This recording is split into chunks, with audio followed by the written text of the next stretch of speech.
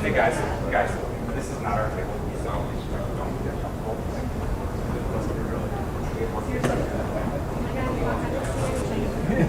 I just want to let you know.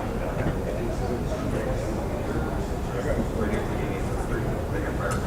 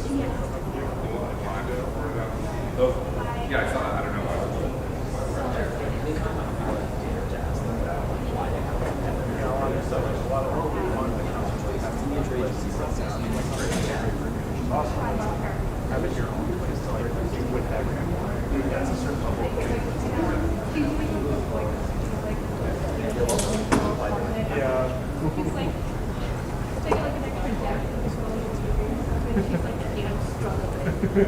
Like, I get it. Chris? What did you?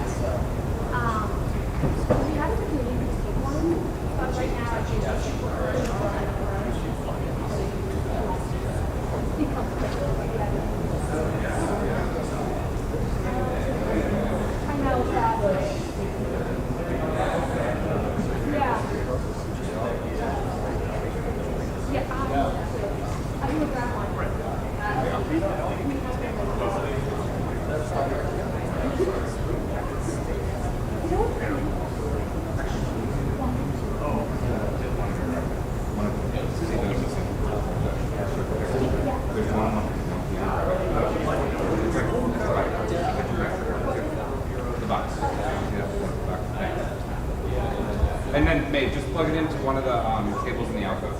Thanks.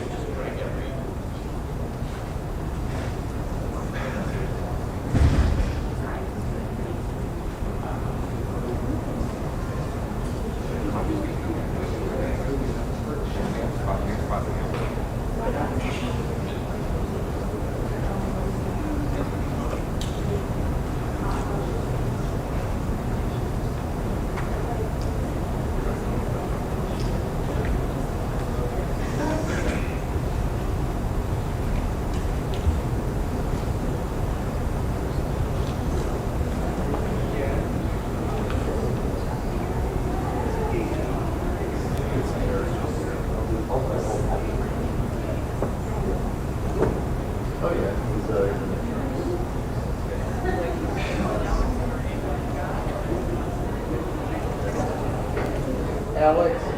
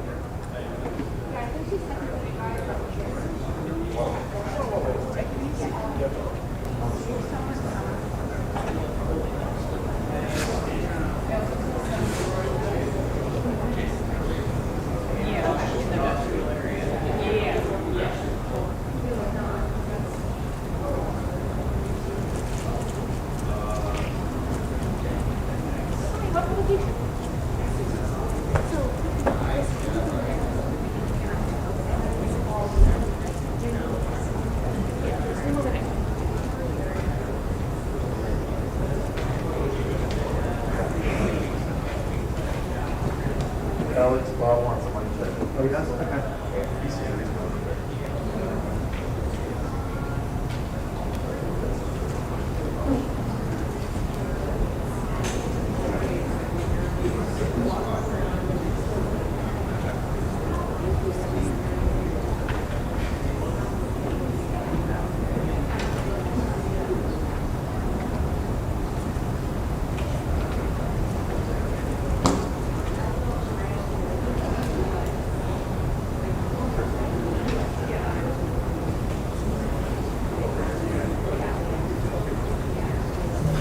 Microphone check 1 2 3 4 5 6 7 8 9 10. This is a microphone check for C-SPAN. Check check 1 2 3 4 5 6 7 8 9 10.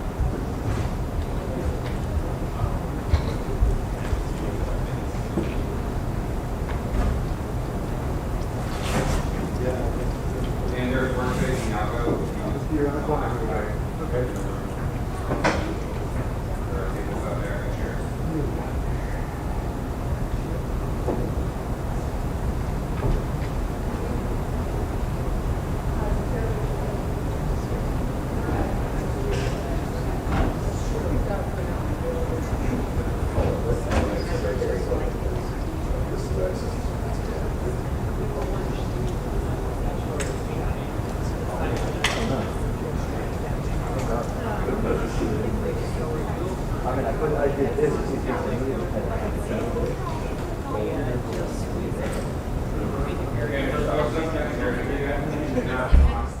Oh, yeah.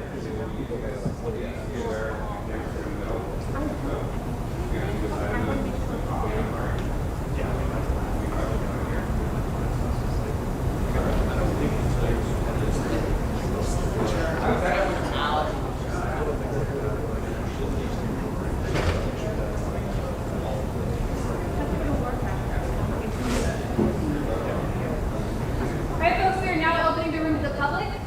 Thank you so much. I am. Oh my god, you're kidding. Yeah, I know. Oh, no way.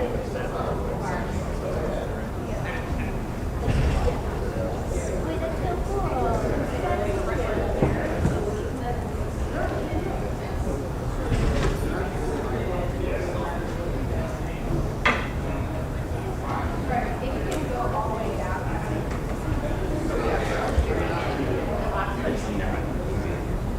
All right, I'll see you later.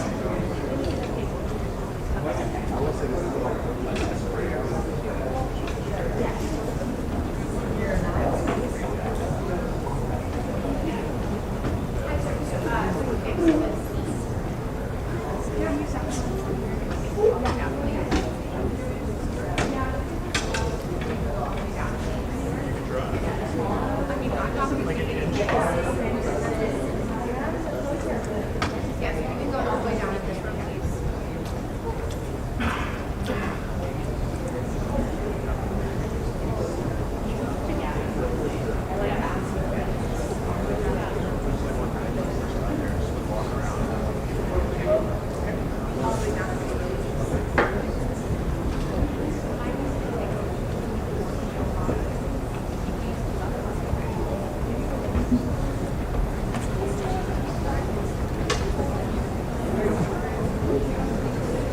There's someone that can sit.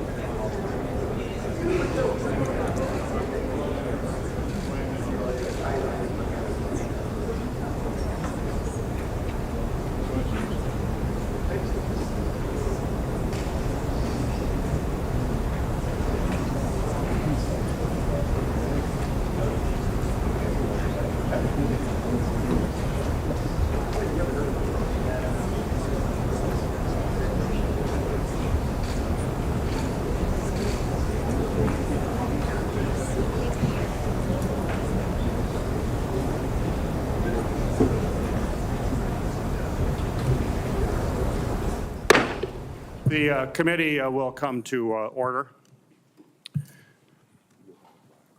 Just over 2 weeks ago, a gunman fired shots at former President Donald Trump. This assassination attempt wounded the former president and caused the death of Corey Competore, a husband, father of two, and former fire chief, who was attending the rally with his family. David Dutch and James Copenhaver were also attending the rally and were also injured in the attack. So let me be clear. This was an attack on our democracy. Americans should be able to attend a political rally and express their political beliefs without fear of violence. And political candidates for our nation's highest office should be confident that their safety will never be compromised for their service. And although we're still learning about the shooter's motive, this attack was a shocking reminder that the threat of political violence is alive and well in our country. By all accounts, this was an inexcusable security and planning failure. And we need to get all of the facts about what happened that day and how we can ensure an attack like this is never allowed to happen again. Today's panel of witnesses leads the men and women who protect our top leaders and are investigating this crime. And I want to thank them both for being here today, as well as the Secret Service and FBI for a very productive and informative briefing with our committees last week.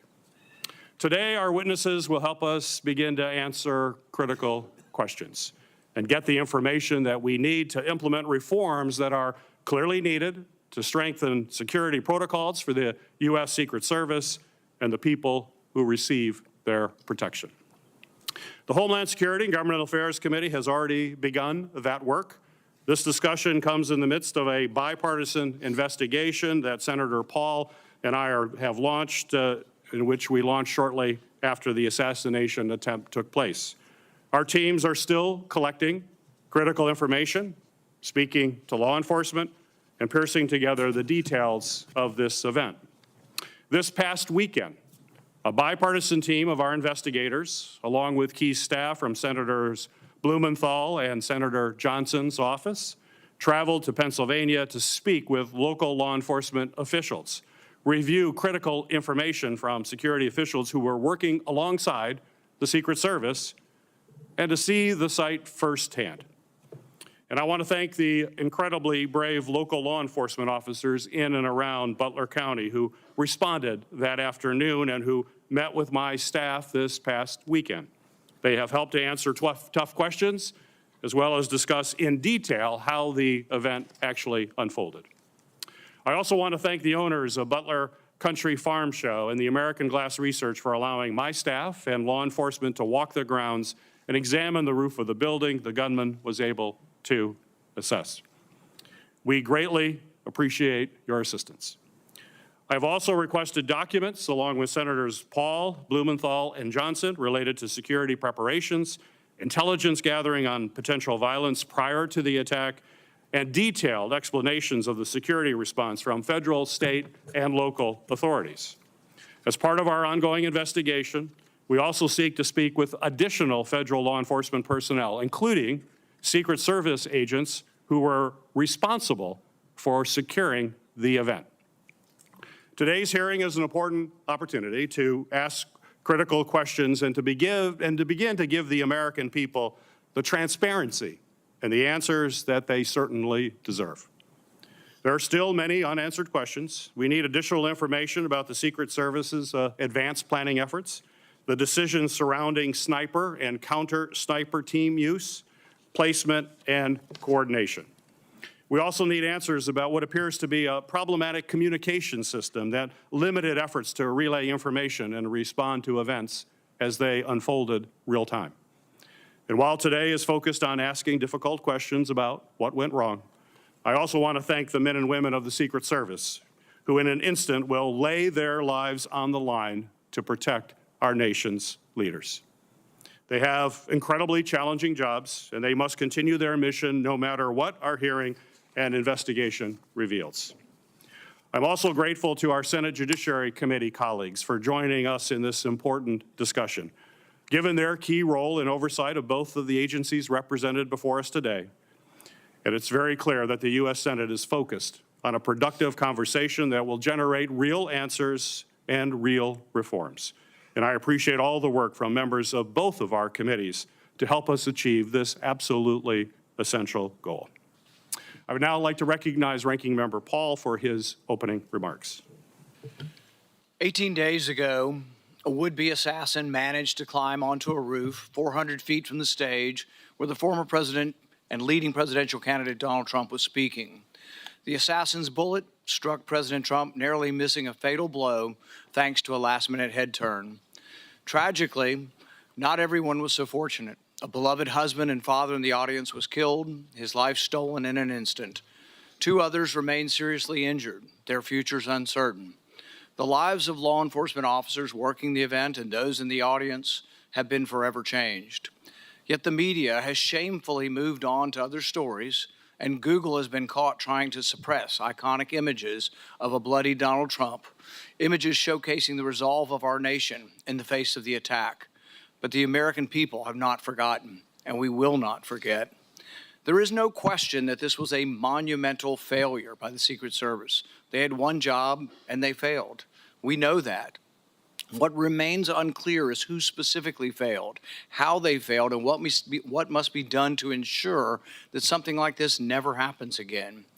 America deserves to know that those responsible for this failure are frankly not going to be in charge of securing the upcoming Democrat National Convention. We need to know that someone's been placed on suspension, that someone won't be in charge of the next Donald Trump rally.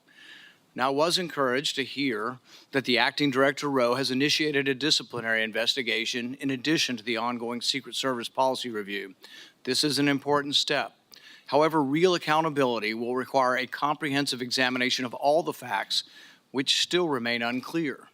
This past Friday, my investigative team went to Pennsylvania to meet with local law enforcement and document the scene. One of the concerning things my team was told is that no one from Secret Service has talked to them since the shooting. I don't know how an investigation into what failed can be conducted without talking to the officers and agencies who were relied upon to do much of the work. Many questions remain unanswered about the planning and performance of security for July 13th. While a host of errors led to this security disaster, we now know local enforcement officers were suspicious of the shooter 90 minutes in advance of the shooting. There are 2 glaring issues we need to focus on. First, why were the AGR grounds and the roof left unattended? Why was the AGR building, the shooter's perch, left outside the perimeter? Local law enforcement told my staff that they specifically flagged the vulnerability of the building to the Secret Service and were told that it would be taken care of. Clearly, these vulnerabilities were not addressed. Second, why was Donald Trump allowed to take the stage, and why wasn't he removed from the stage when a suspicious individual was taking increasingly suspicious activities?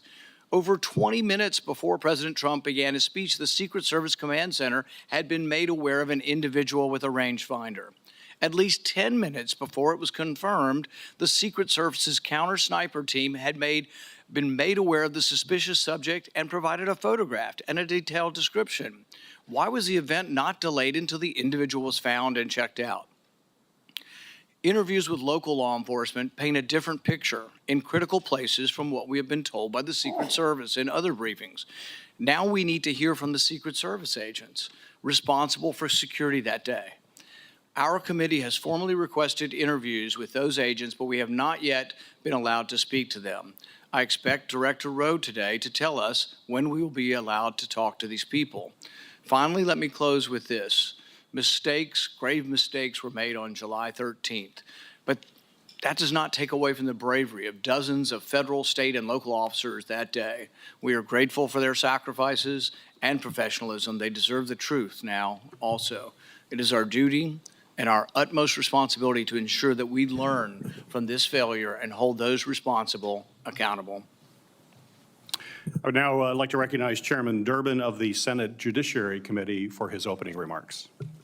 Thank you, Senator Peters. This is a rare joint meeting of the two committees, but we have matching jurisdiction, and I think it's the most efficient way to get to the truth. So thank you for letting us join you today. We've all seen the movies. We've read the books. The international assassin with sophisticated technology, elaborate plans, well-honed skills, sets out to kill a leading political figure in the United States. But how does that match the reality of what happened in Butler, Pennsylvania, when a 20-year-old introverted college student outsmarted one of the most sophisticated American law enforcement agencies in history, came within an inch of killing a former president of the United States? That's why we gathered today to ask these hard questions. There's more to this story and other aspects that we ought to consider as well. We cannot lose sight of the factor that contributed to the violence on July 13th. Widespread, easy access to AR-15 military-style rifles. While we rely on the Secret Service to protect elected officials, we must acknowledge the unique challenges they face in light of the proliferation of weapons of war on our street. Pennsylvania, like many states, allows individuals to openly carry a loaded rifle without a permit. To make matters worse, assault rifles can easily be purchased from unlicensed dealers without a background check because of dangerous loopholes in our gun laws. This same kind of firearm has been used to carry out mass shootings in Newtown, Uvalde, Las Vegas, and Highland Park, Illinois, killing dozens of children and adults and injuring many more. Looking across this dais, I recognize we have our differences on many issues. But when it comes to the protection of the president and presidential candidates, we should stand united. We know that protecting our elected officials is essential to a functioning democracy. I hope this hearing can be an example of how we will work together on a bipartisan basis to not only understand this shocking event, but to ensure it never happens again. We must do this without the incendiary language and conspiracy mongering that too often dominates our political discourse today.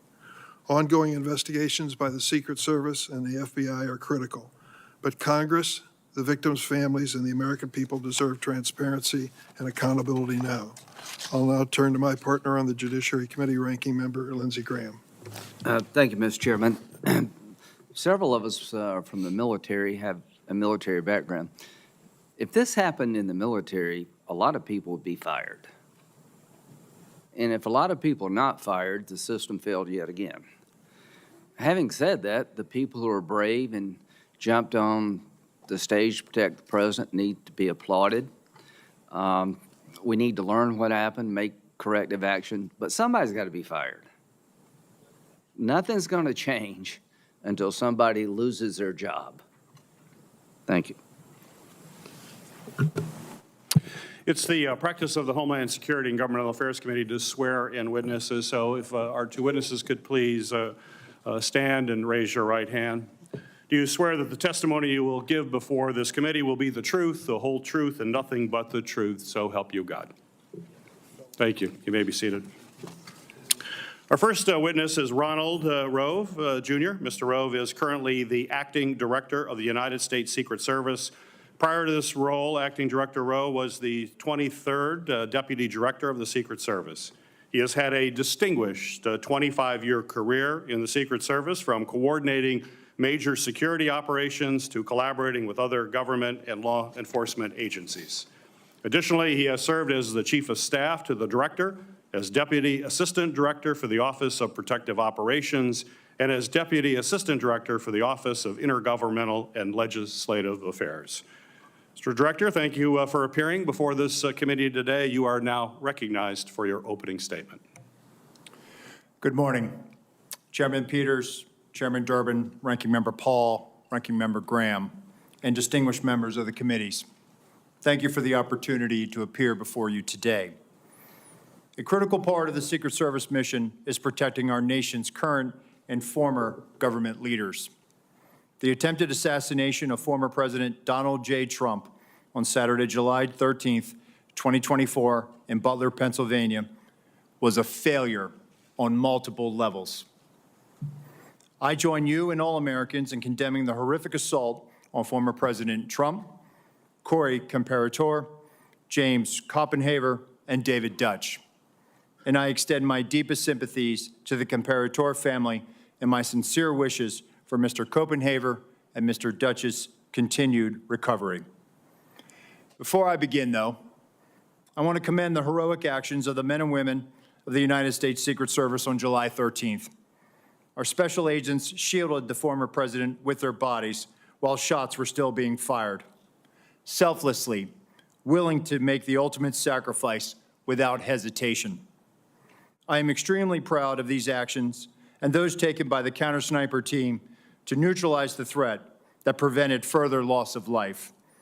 And I applaud the actions of our tactical teams that responded so quickly. I would also like to express my gratitude to our federal, state, and local partners. We rely on these critical relationships, which have developed over decades of daily collaboration to secure protective events and conduct criminal investigations. As you're aware, there are multiple ongoing investigations of the attack and the security failures that occurred that day. I pledge my full support to those inquiries so the Secret Service, your committees, and the American people have a thorough and complete understanding of what happened leading up to and during July 13th. I will not wait for the results of those findings to assess where we failed that day. I have taken and will continue to take immediate steps to ensure we do not repeat those failures. Since my appointment as the acting director 1 week ago, I identified gaps in our security on July 13th and have implemented corrective actions. One of my first actions as acting director was traveling to the Butler Farm Show site to better understand how our protection failed. I went to the roof of the AGR building where the assailant fired shots, and I laid in a prone position to evaluate his line of sight. What I saw made me ashamed. As a career law enforcement officer and a 25-year veteran with the Secret Service, I cannot defend why that roof was not better secured. To prevent similar lapses from occurring in the future, I directed our personnel to ensure every event site security plan is thoroughly vetted by multiple experienced supervisors before it is implemented. It is clear to me that other protective enhancements could have strengthened our security at the Butler event. As such, I have directed the expanded use of unmanned aerial systems at protective sites to help detect threats on roofs and other elevated threats. I've also directed resources to facilitate our protective site communications, particularly our communications with our state and local partners. In addition, I have instructed the asset request for Secret Service protective details to be approved expeditiously and have ordered the maximum use of requested personnel at protective sites to address this heightened security environment. I've heard your calls for accountability, and I take them very seriously. And given the magnitude of this failure, the Secret Service's Office of Professional Responsibility is reviewing the actions and decision-making of Secret Service personnel in the lead up to and on the day of the attack. If this investigation reveals that Secret Service employees violated agency protocols, those employees will be held accountable to our disciplinary process.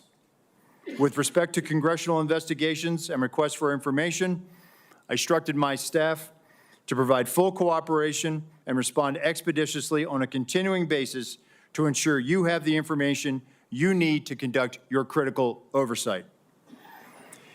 In my testimony before you today, I will provide details on the Secret Service's advanced security planning for the Butler Farm Show site. Facts as we know them regarding the incident itself, known breakdowns in executing the security plan, and corrective actions that the agency is taking to ensure that nothing like this happens again. But I do not believe that inadequate time to plan for this event was a factor in the failure. As you saw in my written statement, I am prepared to provide an overview of the security planning leading up to and during the July 13th attack. However, I would like to point out that based on what I know right now, neither the Secret Service counter-sniper teams nor members of the former president's security detail had any knowledge that there was a man on the roof of the AGR building with a firearm. It is my understanding those personnel were not aware the assailant had a firearm until they heard gunshots. Prior to that, they were operating with the knowledge that local law enforcement was working an issue of a suspicious individual prior to the shots being fired. I regret that information was not passed to Congress and the public sooner with greater frequency. And I fear this lack of information has given rise to multiple false and dangerous conspiracy theories about what took place that day. And I want to debunk these theories. Let me address one conspiracy directly. The Secret Service counter-sniper neutralized the assailant within seconds after the assailant fired his weapon. That counter-sniper had full discretion to use deadly force to stop an attacker and did not need to seek authorization to fire. I am immensely proud of the selfless dedication of our employees to the mission. Every day across the globe, the men and women answer the call to protect our nation's leaders, and the standard is no fail for a reason. During our current high operational tempo, I want and I need to ensure that the Secret Service workforce are uplifted so they can focus on carrying out the mission. They have my full support, and I'm confident in their abilities to ensure the safety and security of the people we protect. They are worthy of trust and confidence, and they deserve your support as well as the support of the American people. Chairman Peters, Chairman Durbin, Ranking Member Paul, Ranking Member Graham, and members of the committees, thank you for the opportunity to testify at this joint hearing. I will submit the remainder of my statement for the record, and I will answer your questions. Thank you, Mr. Rowe. Our second witness is Paul Abate. Mr. Abate is the Deputy Director of the Federal Bureau of Investigation at the Department of Justice. In this role, Deputy Director Abate oversees all FBI domestic and international investigative and intelligence activities. Prior to his appointment as Deputy Director, he has had a distinguished 3 decades within the FBI leading counterterrorism efforts, and most recently as the Associate Deputy Director of the FBI, where he's responsible for the management of all FBI personnel, budget, administration, as well as infrastructure. Mr. Abate, thank you for appearing before the committee here today. You are recognized for your opening remarks. Thank you, sir. Good morning, Chairman Peters and Durbin, Ranking Members Paul and Graham, and distinguished members of the committee. It is a privilege to appear before you today to discuss the FBI's investigation of the attempted assassination of former President Trump on July 13th in Butler, Pennsylvania. Before going further, I want to again offer my and our condolences to the victims of this heinous attack, to the family and loved ones of heroic firefighter and father Corey Comparator, to Mr. Dutch, to Mr. Koppenhaver, who continue to recover, and to former President Trump, who was also struck by a bullet fired from the shooter's rifle. Our thoughts and prayers are with each of them and their families and loved ones. Within minutes of the attack, the FBI field office in Pittsburgh, Pennsylvania, received notification of the assassination attempt and responded to the scene immediately with a surge of resources, quickly moving forward on the investigation. From the outset, the FBI has been investigating this attack as an assassination attempt and an act of domestic terrorism. Our team continues to conduct a full, thorough, and objective investigation and will continue to follow all leads and avenues of investigation to logical conclusion, leaving no stone unturned. While it's not typical to provide details of an ongoing investigation, this, as we all know, is an extraordinarily tragic set of circumstances of the utmost national importance, making it essential to inform the American public and Congress what is known right now with full transparency. The investigation remains focused, of course, on determining motive, identifying any potential co-conspirators or others with knowledge of the attack, and building out a timeline of shooter Thomas Crook's actions in advance of and during the attack. Thus far, though absolutely nothing has been ruled out, the investigation has not identified a motive, nor any co-conspirators or others with advanced knowledge. To date, the FBI team has conducted more than 460 interviews, executed search warrants, including at the shooter's residence, and seized electronic media to include phones, laptops, hard drives, and thumb drives. Legal process has been issued to dozens of companies, and we've received more than 2,000 tips from the public. The full resources of the FBI have been brought to bear in furtherance of the investigation. Agents, analysts, professional staff, experts. I've personally visited the site of this horrific attack and seen firsthand the work of FBI Pittsburgh and our partners on the front line, and want to thank all involved for their ongoing and tireless efforts to get the answers that we need and to deliver justice. Specialized resources deployed included evidence response teams, victim services specialists, laboratory and operational technology division resources to process physical and digital evidence, a shooting reconstruction team. Additionally, our explosive experts have analyzed the 3 IEDs recovered, 2 from the shooter's vehicle, 1 from the family residence. And our behavioral analysis unit, importantly, is helping to build a profile of the shooter to include his mental state. Next, I want to provide a brief highlighted overview of the timeline that has been established to date through witness interviews and other information. Again, this is our understanding at present and is subject to change and further refinement as more facts are collected. On July 3rd, the rally in Butler, Pennsylvania was announced. On July 6th, the shooter registered to attend the rally and performed a search for, quote, how far was Oswald from Kennedy? On July 7th, the shooter traveled from his home to the Butler Farm Show grounds and remained there for approximately 20 minutes. We assess this shows advanced planning and reconnaissance on his part. On July 12th, the shooter traveled from his home to the Clairton Sportsman Club, where he practiced shooting. On the morning of July 13th, at approximately 10 a.m., the shooter returned to the farm show grounds and remained there for about 70 minutes before returning home again. At approximately 1:30 p.m., while at the residence, the shooter's father gave him a rifle for the purpose, he believed, of going back to the Sportsman Club. About 25 minutes later, the shooter purchased ammunition while en route to the Butler Farm Show grounds. The subject then arrived at the scene and was moving around the farm show grounds close to the American Glass Research AGR building, from which he ultimately committed the attack. Shortly thereafter, at approximately 3:51 p.m., the shooter flew a drone approximately 200 yards from the farm show grounds for about 11 minutes. The drone and controller were later found in the subject's car. Analysis has not revealed any photos or video taken by the drone, but we can confirm that he was live streaming at the time and would have been able to view it on his controller. The first reported sighting of the shooter by local law enforcement was at approximately 4:26 p.m. At approximately 5:10 p.m., the shooter was again identified by local law enforcement as a suspicious person around the AGR building.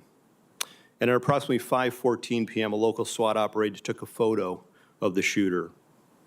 At about 5:32 p.m., local SWAT observed the shooter next to the AGR building using his phone, browsing news sites, and with a rangefinder.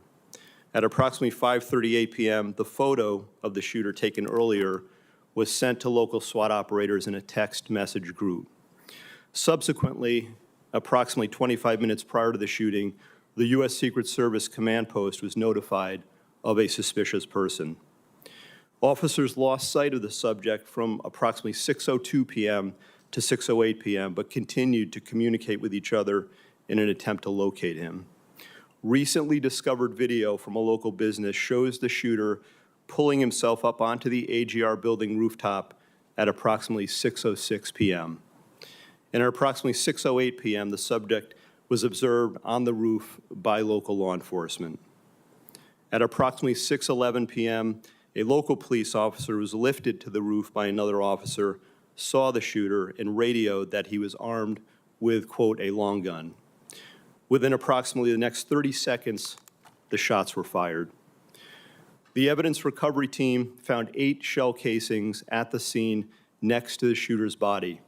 We believe the subject, the shooter, fired 8 rounds.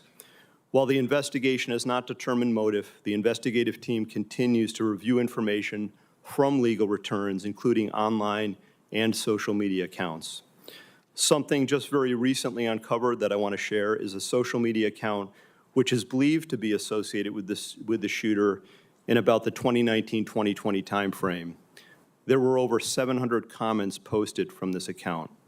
Some of these comments, if ultimately attributable to the shooter, appear to reflect anti-Semitic and anti-immigration themes, to espouse political violence, and are described as extreme in nature. While the investigative team is still working to verify this account to determine if it did in fact belong to the shooter, we believe it important to share and note it today, particularly given the general absence of other information to date from social media and other sources of information that reflect on the shooter's potential motive and mindset. These are the facts, in part, that the investigation has revealed to date. While the shooter is dead, our work is very much ongoing and urgent. Thank you, and I look forward to answering any and all questions. Thank you, Mr. Abaid. We'll now proceed. Chairman Durbin and Ranking Member Graham will ask the first 2 questions. I will then ask question Ranking Member Paul, and then after that we will alternate between members of the judiciary, recognized by Chairman Durbin, and members of the Homeland Security Committee, recognized by me. With that, Senator Durbin, you're recognized for your questions. Thank you, Senator Peters. I would like to begin by making a statement. It's not in the form of a question, and you'll understand why when I say it. In 20 days, we're going to start the Democratic National Convention in Chicago. I have been briefed by the law enforcement agencies of plans for security for that event.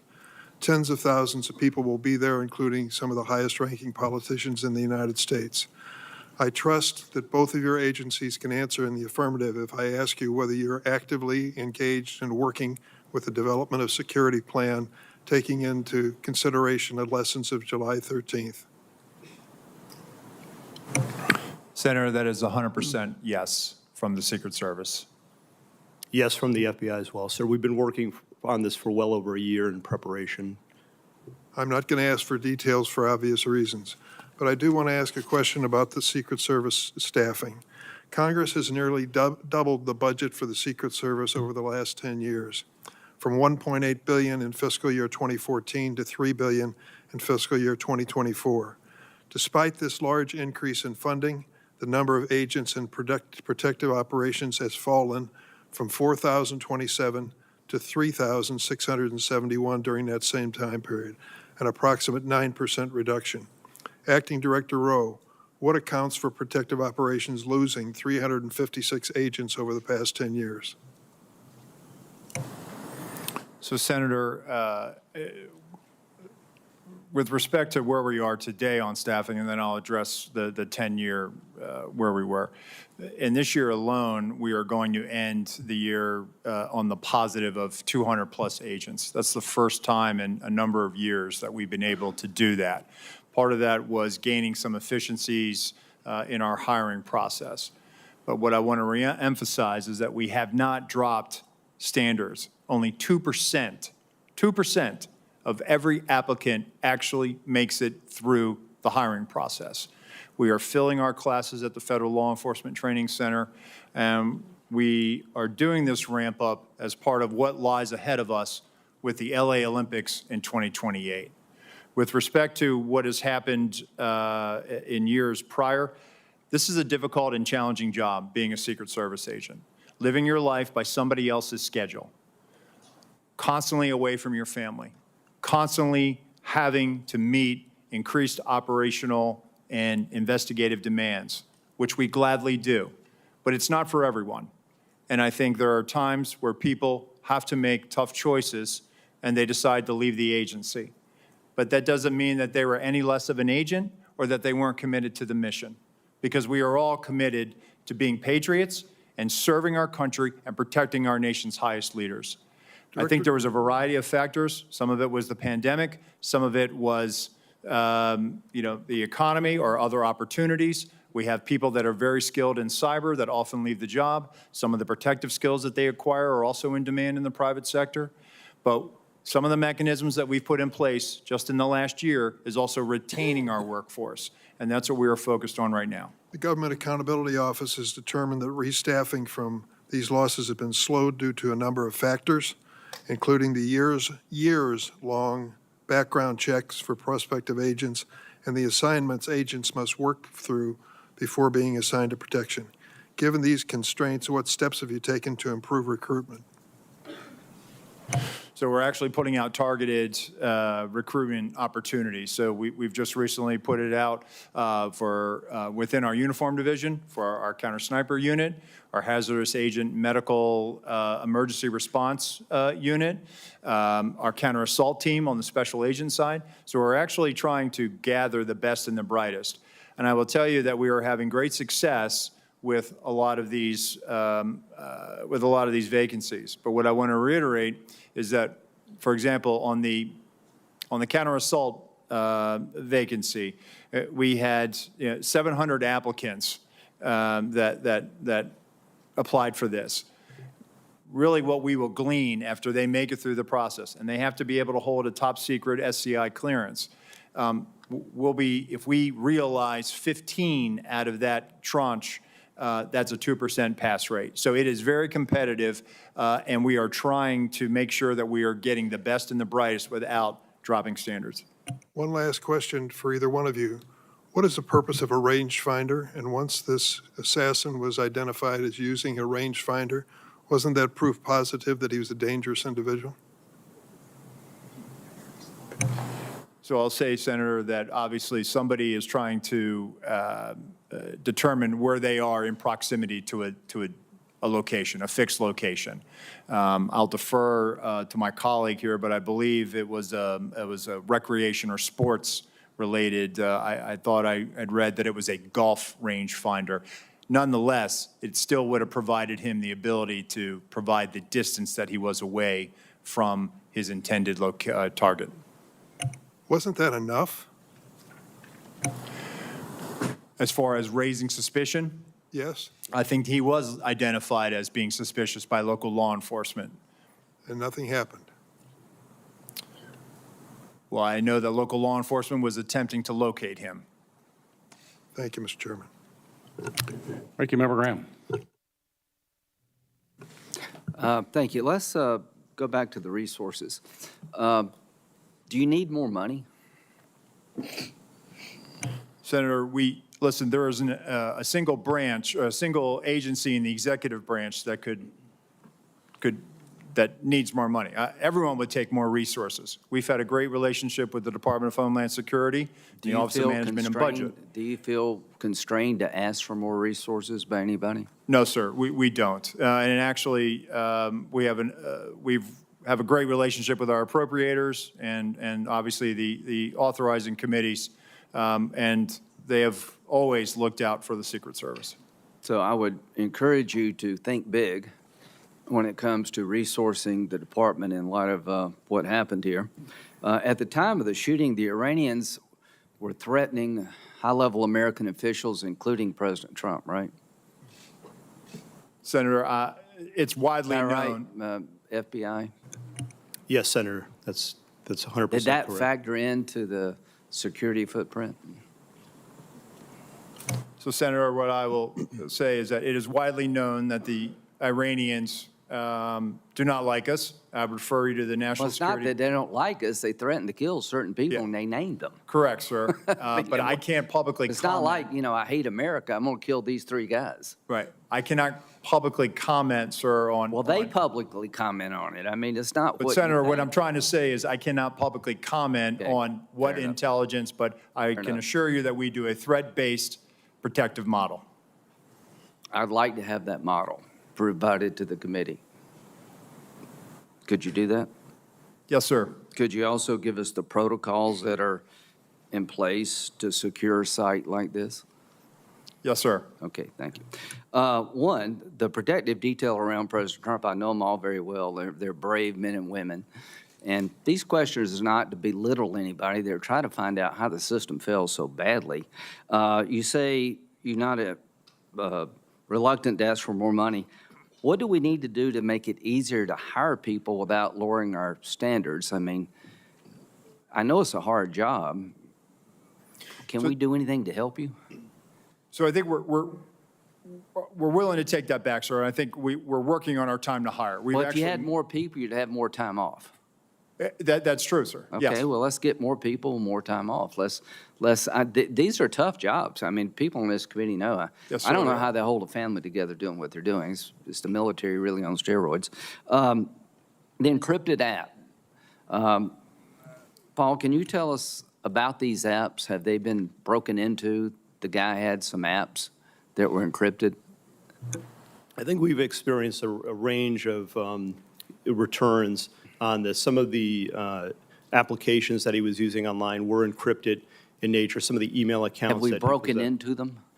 We've received returns. There are some that we have not been able to get information back because of their encrypted nature. Is That there in any way fact to true. solve that problem? Sir, Senator, we've talked about this before. We need a solution that provides lawful access to law So enforcement. you're telling me the guy that took 8 shots at the president, former president, has apps that we can't get into that may, if you could get into, reveal some relevant information? That is correct, Senator. So if he were talking to some foreign power, and I don't think any foreign power would hire this guy, by the way, so I'm not overly worried this was some great plot by the Iranians because they couldn't even think of this. However, there could come a day where something like this is very important. How do we solve this problem? Senator, as we've been saying, we need a solution that provides lawful access where when we go to So a you're company. telling me, I agree with you, I'm not blaming you. We have encrypted apps of an assassin, a murderer, and we can't get into them all these days after. That needs to be fixed, folks. I'm all for privacy, but to a point. What if, in the future, somebody's using these apps to communicate with a foreign power? I think we need to know these things. We need to know them in real time. So lessons learned is that everything failed. Corrective action, seems to me you need more money and more people. Accountability. At the end of the day, how many people do you think will be relieved of their duties, Mr. Rowe, because of this? Senator, I publicly cannot, and I cannot weigh in on that right Sure. now, right? It has to be a fair and neutral Absolutely. process. From a right? fair point of view, would you say this is a major system failure at every turn, and those in charge of the system in question, not only was it embarrassing, they failed? So, Senator, again, if there were policy violations, those individuals will be held accountable, and they will be subject Just to send our us the table of policies penalties. if you could. Yes, sir, Thank we you. will. But they will be held to our table of penalties, which Thank you. will include up to termination. Thank you. Director Rowe, in your testimony here today, as well as in your written testimony, you said very, very clearly that you can't defend why that building with the shooter on top of it was not better covered. You were very clear. You cannot defend that. So my question to you is, my understanding is that there's a detailed site survey that is done prior to an event to identify potential threat points. So talk to me about that site survey. I'm sure you've had a chance to look at it now after action.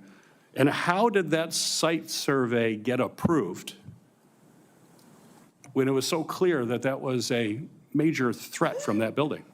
Thank you, Senator. So our Pittsburgh field office did the advance. During that advance, not only were they discussing amongst themselves about mitigating the line of sight, but also they were discussing with other agencies that were supporting it. Our counter snipers met with their counterparts. The team lead and team lead met. They walked the site. They identified the AGR building. And if I may, Senator, if I could point out something right now, if I may, and we will place this for the record, but this is the point of view. This is from the second floor of the AGR building. This point of view is the point of view where the counter sniper team locally was posted. The gold arrow indicates where the shooter fired from. Looking left, why was the assailant not seen? When we were told that building was going to be covered, that there had been a face-to-face that afternoon, that our team leads met, this was the view.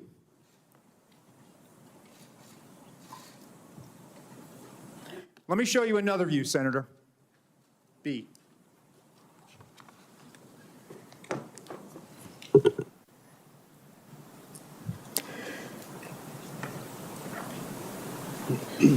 This view is a reenactment by one of my agents. Laying flat. There is a 5-inch rise on the middle of that roof. The assailant would have had to present his bore over that to get his shot off. The view underneath reflects the perspective that he would have had. Again, I call your attention back to the first exhibit if they'd have looked left. Give me C.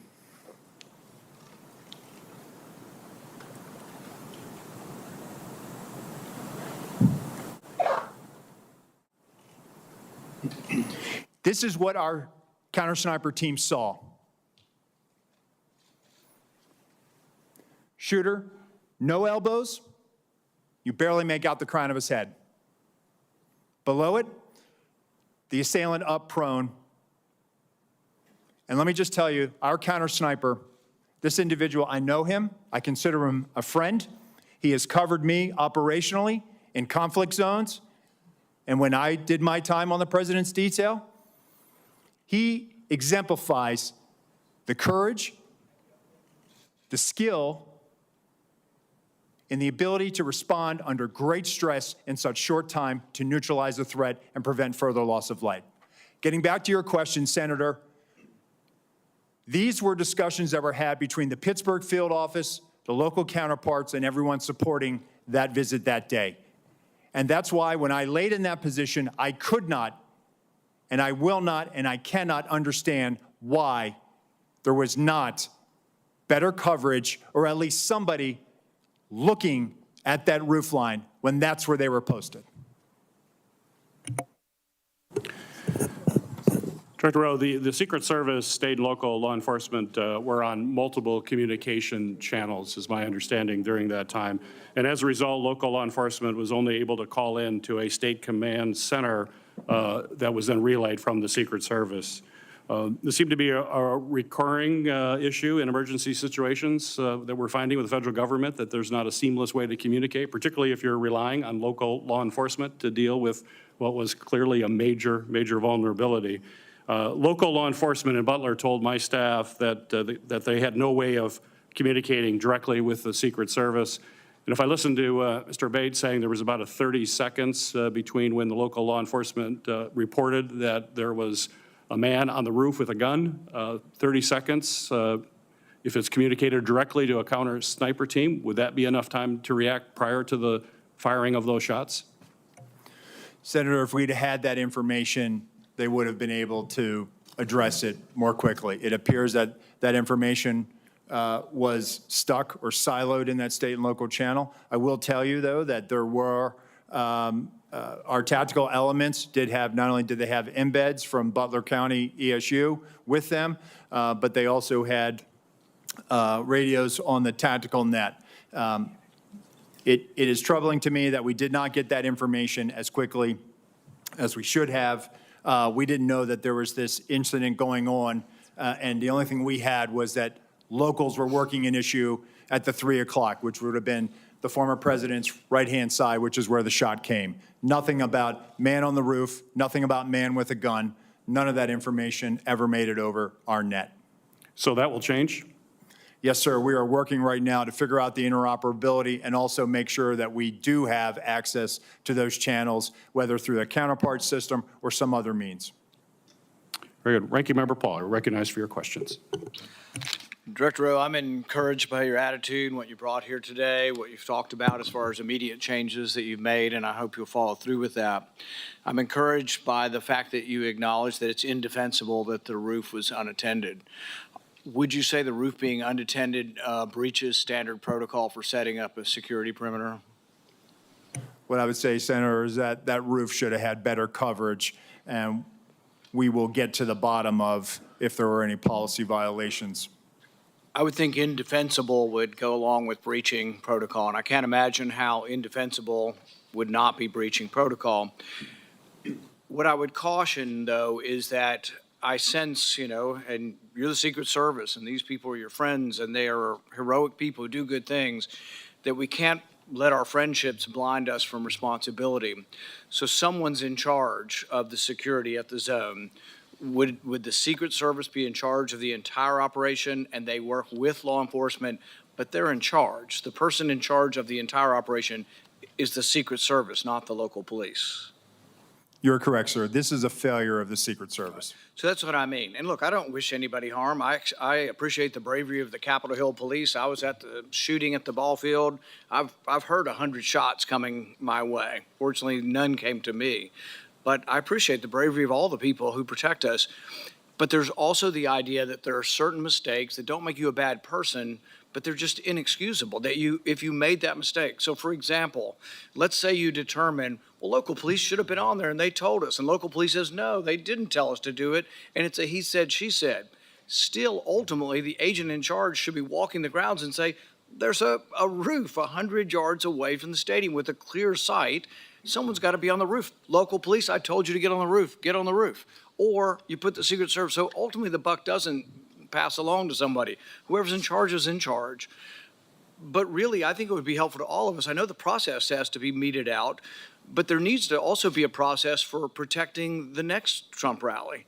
The fact that whoever was in charge in Butler next week is not in charge of a rally in Las Vegas.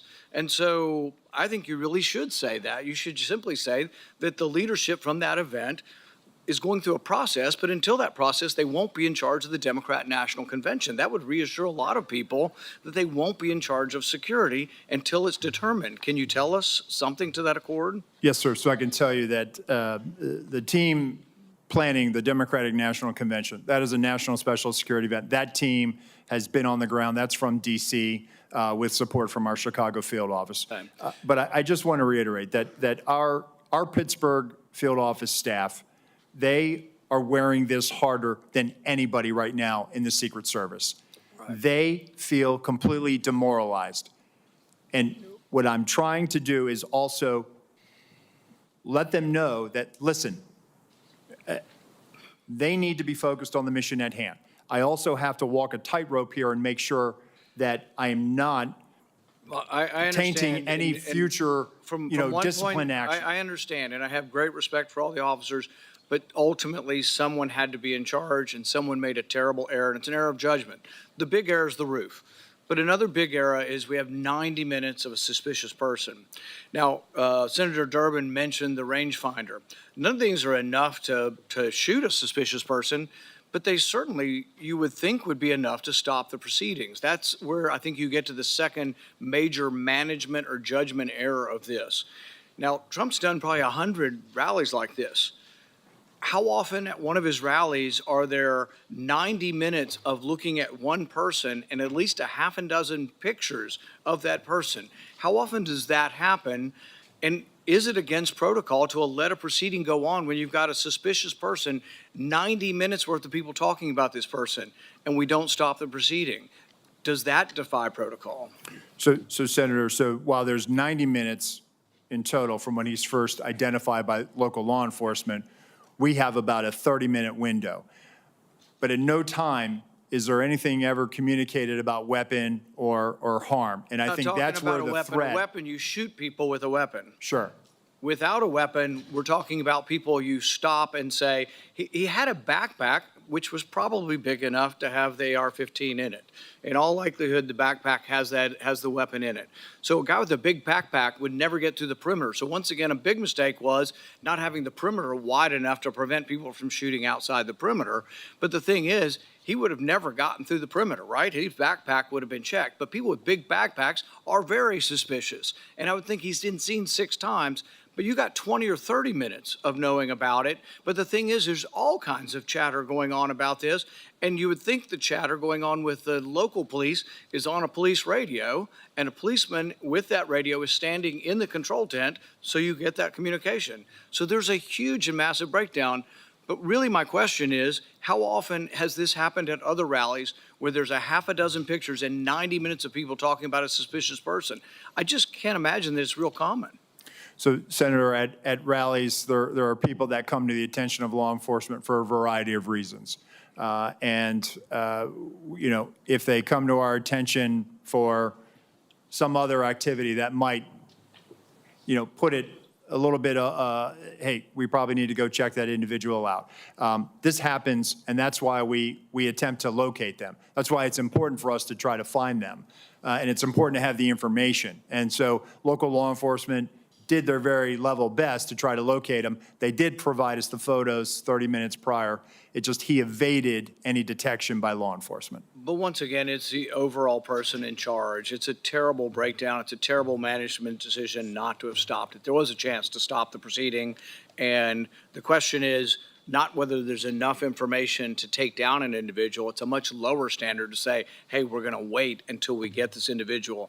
The roof and the 90 minutes of it, both I think are failure of your protocol. And I think when that's determined, the person who made these decisions can't be in a position of authority again. Senator Klobuchar. Thank you very much. Thank you to all of you for holding this hearing. I appreciated Director Rowe when we had the classified briefing, and also today, taking responsibility for the agency and your own personal emotion and reaction to your visit and what had gone wrong.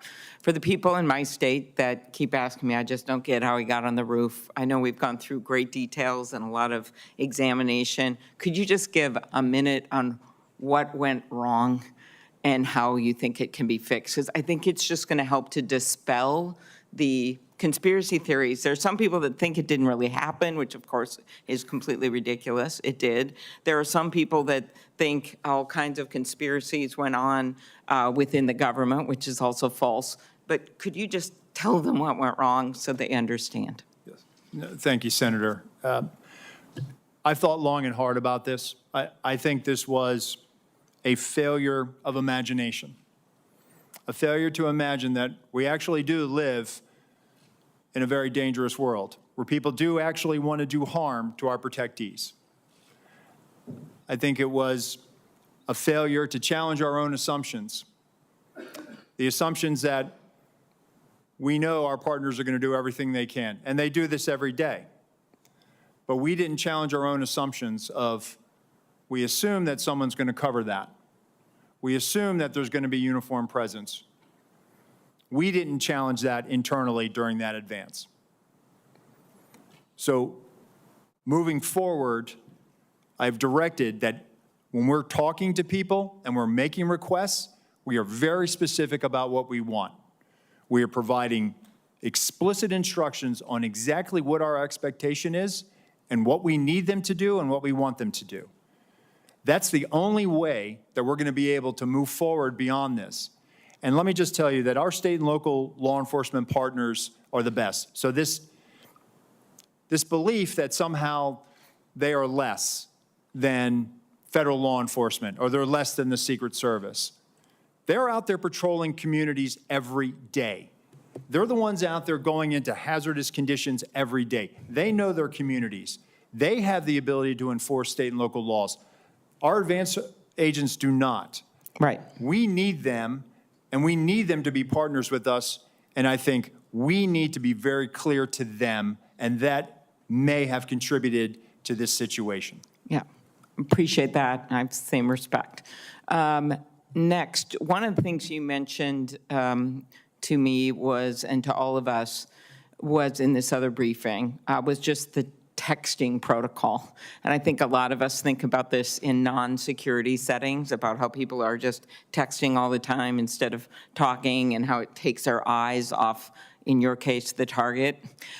Could you talk about what might have gone wrong there and how you think things could change when there's the hope is that their eyes are constantly on the scene and on the potential targets and risks? Thank you, Senator. So, again, we need people focused on the problem or on their area of responsibility. It was great that there was a text chain, but that communication needs to go over the net. It needs to go over a radio channel so that everyone has situational awareness of it. The point I was making in the closed door briefing is that we have to get to a point now where we are using our radio systems to have that collective awareness of this. I think, one of the things that I've directed is that in addition to the interoperability, we're going to roll out common operating picture, a common operating platform that we utilize for national special security events. We have the ability to roll that out to the field that has a Blue Force tracker in it that's able to, where you can put where all your state and local assets are, where our federal assets are. But in addition to that, I want people using the radio. So it's great that the tactical elements are talking to each other. It's great that the shift is talking to each other, but we have to be able to make sure that whenever we come across a situation, that everyone has situational awareness of this. And I will take this, in my time when I was operational in the President's detail, we were given the explicit instruction, hey, if you're going to pass it, if it's relevant enough that you feel like you need to pass that information, do it over the radio. And that was the protocol that we had. And I think over the years, perhaps with the advent of technology and smartphones, perhaps we've gotten away from that. But we need to get people back on the scope, back on mission, back focused on what they need to be responsible for. Okay, and the next question I'll put in writing. Thank you very much of you, Mr. Abate, but it's just pointing out that we've seen this rise in threats against members of Congress, which of course is relevant to this. 8,000 just last year, more than 4 times over the past 7 years. I'll want to ask you in writing about the steps that the Justice Department is taking to prioritize these cases. I know there's been some changes made. Yes, Senator, it's of our highest priority, and we're urgently working on it 24/7 every day to protect each and every one of you here. Appreciate it. Thank you, both of you. Senator Carper, recognized for your question. Thanks very much. Mr. Rowe, Mr. Abate, thank you for joining us today. I have the privilege of representing Delaware, the first state to ratify the Constitution. We did that over 200 years ago, and the Constitution sort of outlines how we elect our leaders. And it changes with respect to technology over the years. But there's, for as long as we've been a country, threats to our leaders when they pursue elective office. We're going to be gathering, some of us will be gathering in Chicago in just a few weeks. Others will be gathering in other parts of the country to help make sure that what was adopted in that original Constitution is actually carried out faithfully. And it's just incredibly important that those who aspire to elective office and those who take on those challenges are protected, and their families are protected, as well as those who surround them. I share with my colleagues my prayers for those who have been killed or injured on July 13th. We're grateful that one of our presidential candidates is okay, but I have a question about what I can't get over how a 20-year-old loner could somehow outsmart two of the smartest federal agencies and state agencies and law enforcement with an odds of like 1,000 to 1, and be able to almost pull this off. It just blows my mind. Hopefully we'll get to the truth and all of that. I'm a Navy guy. I spent many years of my life in the Navy. I learned as a midshipman that when the ship runs aground at sea, the commanding officer is held responsible. Whether the commanding officer is awake, asleep, at the helm, but the commanding officer is held responsible. And I think we have to make, at the end of the day, I'm not interested in a blame game, but I'm sure interested in finding out who was responsible and making sure that they account for their responsibility. My question is, what policies are currently in place to facilitate real-time information sharing between the Secret Service and local law enforcement during an event? And what changes to information sharing practices will the Secret Service make in light of the apparent breakdown in communications on July 13th? Thank you for that question, Senator. So we're looking at our procedures. We rely on a counterpart system, and the radio interoperability it's a complex challenge. It's not just about being able to find whatever frequency our local counterparts are on and then just piping it in. There's some technical challenges that have to be there. So to alleviate that, we've always relied on a security room where we have representatives from the local agencies. Those individuals are there to, one, bring their own radio and then relay relevant information that would impact our security plan. I think what I'm looking at, and again, what I'm in looking at this situation is there was a unified command post, and we had our security room. And, we had communications that day at the Butler Farm site were challenging. Not just challenging for the Secret Service, but challenging for locals. There were some cellular issues. There were radio issues. And you saw that with the testimony from the colonel from Pennsylvania State Police last week in the House. So I think as I'm thinking about this, I think we need to consider what is our model moving forward? And I think we need to be where the greatest amount of partners are when that information is being discussed. The other thing that I'm looking at is we need to also make sure that we have redundancies as far as cellular on the ground or additional repeaters. And so I've directed our Chief Information Officer to do that, and we are rolling assets out now supporting campaign sites. Thank you. Thank you for that. Mr. Bay, quick question. Based on the initial information you've gathered from the investigation, do you believe there were any actions taken by the shooter in the weeks, days, or hours leading up to the shooting that should have caused alarm and grabbed the attention of law enforcement?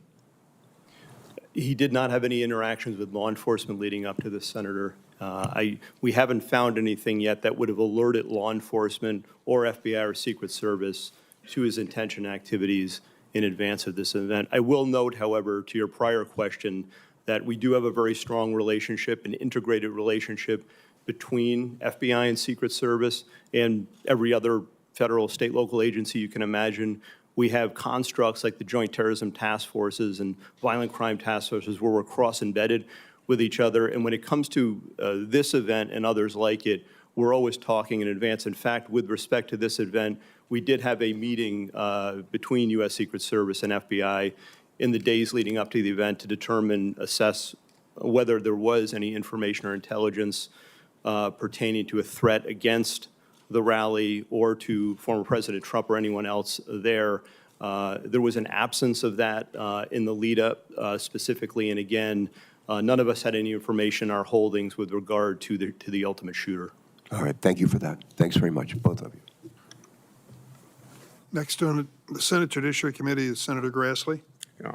Mr. Chairman, I'd like to introduce my oversight letters and investigative documents into the record. This is information I've already made public.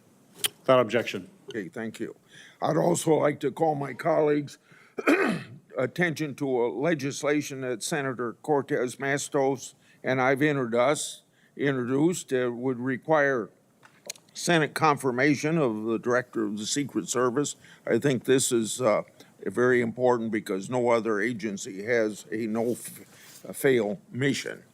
Mr. Rohr, in your written testimony, you stated that that to prevent similar lapses like the one on July 13th from happening again, you'll ensure every event site security plan is thoroughly vetted by multiple experienced supervisors before it's implemented. Based on your testimony, the security plan for the Butler event deviated from the Social Security standards. How would vetting by multiple experienced supervisors fix that? So, Senator, I think having many eyes on a particular problem set helps. That way, you don't have tunnel vision. You just focus in on one thing. And so that's why I think it's important, not only at the field office level, but also at the detail level. And part of what we had started doing with the former president's detail is having them send out site agents, having them send out supervisors. And I think having that collaboration and having additional eyes to examine the problem will make sure that we're not missing anything. And I think I want that surety for myself. I think you've answered my question. Yes, Let me go on. Also to you, in your written testimony, you stated that you, quote, regret that information wasn't passed to Congress and the public sooner and with greater frequency. What's your communication plan going forward to ensure that the American people in Congress are fully informed? So, Senator, we just started a rolling production that is bicameral. So we made our first rolling production last week. We made one yesterday. We will continue to do that. And my view is that sunshine is the best disinfectant, and we intend to provide information to Congress as it carries out its oversight function. Okay, also to you, I made public documents that show Secret Service deployed a counter unmanned aerial system operator on July the 13th. According to the Secret Service, the drone system was supposed to be operational at 3 p.m. that day. However, we've been told by Secret Service that because of cellular bandwidth problems, it wasn't operational until about 5:20 of that day.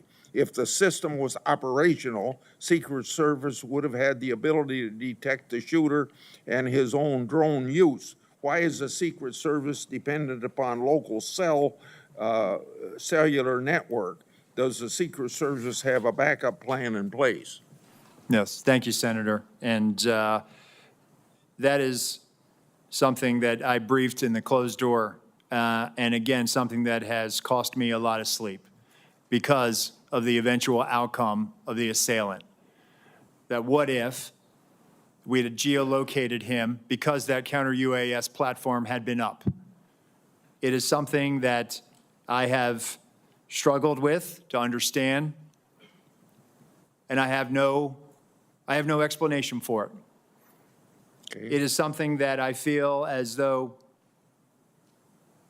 we could have perhaps found him. We could have maybe stopped him. Maybe on that particular day, he would have decided this isn't the day to do it because law enforcement just found me flying my drone. People fly drones all the time on the peripheries of our sites. And we go out and we talk to them and we ascertain what their intentions are. On this day in particular, because of the connectivity challenge, as you noted, there was a delay and he flew his drone at 3:51 approximately. So moving forward, we are leveraging resources from the Department of Homeland Security and others to make sure that we have dedicated connectivity so that we're not reliant on public domain, so that we can ensure that whatever assets we have in place, those assets are operational. And that is my commitment to you, that we are going to make sure we're going to do that, and that is something we are moving out on. Thank you, and I hope that you'll answer some of my other questions in writing. Senator Johnson, recognized for your questions. Thank you, Mr. Chairman. Acting Director Rowe, in our secure briefing last week, I made the point that if you don't want conspiracy theories to spread, you need to provide information. You know, I appreciate these photos today. These things could have been released literally within days, and a whole lot more information as well. So Congress needs to provide oversight. We don't have certain investigatory tools like you have, but what we can do is do interviews. So, Acting Director Rowe, did you receive our letter from July 25th requesting interviews with 13 individuals of the Secret Service? We are in receipt of that letter, Senator. And I don't know, Deputy Director Abate, have you seen that letter as well? Do you know who we're requesting interviews with? Senator, I have not seen the letter. Do you know whether those individuals submitted to interviews with the FBI, Acting Director Rowe? We're in the process. Those employees are being interviewed if they have not already been interviewed, sir. Are those interviews being transcribed? The FBI interview, sir? Yes. Will we have 302s on those? Yes, Senator, we will. Okay, when will Congress get those 302s? When will we get those transcriptions of those interviews? Senator, I'll take that back and we'll get those to you as soon as possible. So Acting Director Rowe, when will those individuals be made available for Congress, for this committee to interview them? Senator, we'll make them available. How soon? Because memories are short. They can be influenced by events. We need these transcribed interviews as soon as possible. We will get that done, sir. Does the Secret Service use encrypted communications at events? On our radio nets, we do, sir. Are those memorialized? Are those saved? The radio traffic from Butler, we did not have recordings. Do you normally? Not on the road outside of D.C. or outside of a presidential or vice presidential stop. So communications between Secret Service agents will not be available like we've gotten the communications from local law enforcement. I'm sorry, Senator. So we're not going to be able to get those communications. You didn't save them. No, sir. Which is very unfortunate. It is, sir. And moving forward, I've directed that we will now start recording those so that we will have them moving forward. And by the way, I'm going to ask for a number of things at the very end to be entered in the record, but one of my preliminary findings is that the Secret Service did not attend the 9 o'clock briefing the day of the event. In your testimony, you said that a site briefing was conducted with Secret Service personnel and law enforcement partners supporting the event. Those both can't be true. So local law enforcement do not believe Secret Service was present at the 9 o'clock briefing. Were they or were they not? So, Senator, with respect to the snipers that went on national television and gave an interview and said that they did not get a briefing from the Secret Service, they were supporting through mutual aid, and our personnel briefed the tactical team leader was leading that element that was providing this counter sniper. Acting Director Rowe, you said that the Secret Service provides explicit instructions to the locals. Were explicit instructions provided to cover the roof of the AGR building and locals just not follow it, or were those explicit instructions not provided? It's my understanding what was communicated is that the locals had a plan and that they had been there before. So an awful lot of the chatter on social media has to do with is there partisanship in the Secret Service, providing coverage for some individuals and none for others, about Secret Service coverage or additional coverage enhancements being denied. Was there ever requested additional coverage for Mar-a-Lago? Senator, we have provided additional resources to the Mar-a-Lago residents. Was coverage asked for and denied ever? I'll have to research that, Senator, but I'm happy to tell you we have made significant investments since the former president has left office. Over $4 million of technology, resources, and alarms. Documents will Yes, come sir. out eventually to make the point one way or the other. This is an important piece of information that Congress needs to have. Senator, we'll make those available to you, the investments we've made. There's a report today by Susan Crabtree of Real Clear Politics saying that you denied sniper coverage outside of driving distance of D.C. Is that true? That is a false statement, sir. Well, that is incorrect. That is incorrect. Okay, I mean, that's the kind of information you need to refute with documentation. Deputy Director Abate, you said this is an assassination attempt and domestic terrorism. It's obviously assassination attempt. Why make the distinction? What is different about that? We think it's important to cover all the possibilities here in the reality of what we're dealing with and what we've all seen, Senator. And we've learned lessons from the past. The tragic shooting at the baseball field was referenced here. We've learned the lesson from that. That was not opened properly, and we've made changes in the Bureau, and it's reflected here in terms of how this investigation is being approached with a completely open mind and inclusive of all the possibilities, including domestic terrorism. I fear that makes the investigation potentially partisan. Mr. Chairman, I would like to request that my July 14th letter to Attorney General Garland, Mayorkas, and Ray be entered in the record. It asks for all kinds of information, documentation, asks a lot of questions. My preliminary findings of July 21st and July 23rd, including timelines, a bunch of questions as well, be entered in the record. And then our updated timeline dated today. This goes not only by minute, by second, and we will continue to update this timeline as more information becomes public. This is the way you do investigation. We need to find out literally second by second what happens. So the American public understands the truth. Without objection, so ordered. Senator Butler? Thank you, Mr. Chairman. Thank you to both of our chairman and ranking members for holding this incredibly important hearing critically for the American people to understand the safety and security that is being provided to our national leaders. Thank you both for being here and for, again, answering the hard questions. This is a time of, I think, heightened attention, deservedly so, not only for our national leaders, but for the teacher who decides that they're going to go and participate in their democracy, or the firefighter who wants to hear the voice and vision of the potential next leader of this country. My thoughts and prayers really are with those Pennsylvania families who have lost loved ones or have been critically injured. As I offer my questions today, it would be in service to those, to preventing future incidents. But in the one question of looking backward to the event on the 13th, Director Abate, can you just talk a little bit about how did Mr. Crooks, how was he able to get an AR-15 onto the roof of that building?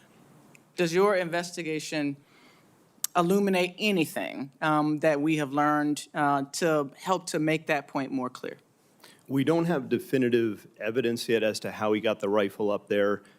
Based on everything that's been collected thus far, photos, video, eyewitness accounts, we do believe he likely had it in the backpack. Broken down in the backpack? We're still assessing that. Our laboratory has looked at the rifle itself and measured that against the backpack itself. And if placed in this backpack, it would extend outside. It would have been visible. We don't have anyone who observed him with the backpack with a rifle, a barrel, or other part of it sticking out of the backpack. But the rifle would not have fit fully into this backpack to be concealed and whole. We have video that was recently found of the shooter walking in a distance from his car just before 6 p.m., about 5:56, I believe. And based on everything we have, we assess that he returned to his vehicle at that time, got the backpack, and then proceeded back to the area and to the AGR building. And then he's observed, of course, on the roof just minutes later, holding the backpack in front of him. In fact, there's dash cam footage from a police vehicle that shows him briefly traversing the roof with the backpack in front of him. And then it's just minutes after that he's actually seen by the officer who I described with the rifle on the roof. It's possible that he broke the rifle down, though we don't have conclusive evidence of that, and took it out of the bag on the roof in those moments before and reassembled it there. That's one of the theories we're looking at and working on right now. Thank you for that. You take me right, Acting Director Rowe. Thank you for your years of dedicated service and jumping in a hot time. But you take me right to this point of communication. There's been a lot of conversation about and even in your written and verbal testimony, you have talked a lot about the communication and the disparate nature in which it's happening across the different channels. One sort of foundational question that I have is, are all elements of an event communicated on the same channel? If I lost my kid and I'm at a big rally, are local law enforcement talking on the same channel about me losing my kid that they're talking about a suspicious individual? So when it comes to the locals, they likely have some type of common channel that they work off of in a county or an adjoining municipality. When it comes to the Secret Service, we do have various channels for various agents and our uniformed division officers working specific aspects of that advance. So it's not possible that the delay in communication or the losing of the thread of tracking this individual was sort of lost in the commotion of all of the other communications that could have been or maybe was not was sort of separate from the communications channels that were happening? Senator, I can only speak to the Secret Service lines of communication, and we did not have anything beyond suspicious person that was communicated to us. Last question really quickly, because I'm out of time, but Acting Director, was there any communication with the Secret Service that was talking directly with the former president's detail? That feels like there's been some question by colleagues about why the call wasn't made to delay the event. Help us understand the communication that either was or was not happening directly with the former president's detail to make the call to delay 10 minutes. We've all been to these events. They never happen on time. But to delay while this was being investigated. So the detail, they were operating on their net, which our security room was monitoring. But again, having information of a suspicious individual, there were other calls that day of individuals that came to the attention of law enforcement, of people that needed medical attention. So it really, that particular, regarding the assailant, that never really rose to a level of we should not put him out there. Had we known that there was a dangerous individual out there, we would never let a protectee go out on stage. Thank you, Mr. Chairman. Senator Heston, recognized for your questions. Well, thank you very much, Mr. Chairman. I want to thank you and Chairman Durman and the ranking members for holding this joint hearing today. And thank you to our witnesses, not only for being here, but for your careers of service to our country and to the men and women you lead. I am really grateful that former President Trump is safe and extend my sympathies to the family of Corey Comparateur, who was fatally shot at the rally, and my sympathies to everyone who was injured. On July 13th, major failures nearly led to the assassination of a presidential candidate who is also a former president of the United States. The Secret Service has to be fully transparent about how this happened and how it's going to change moving forward, understanding there's also a need to balance Congress's engagement in oversight with allowing law enforcement to conduct an ongoing criminal investigation. I want to thank the agents of the Secret Service for selflessly acting to protect elected officials and their families and our former presidents.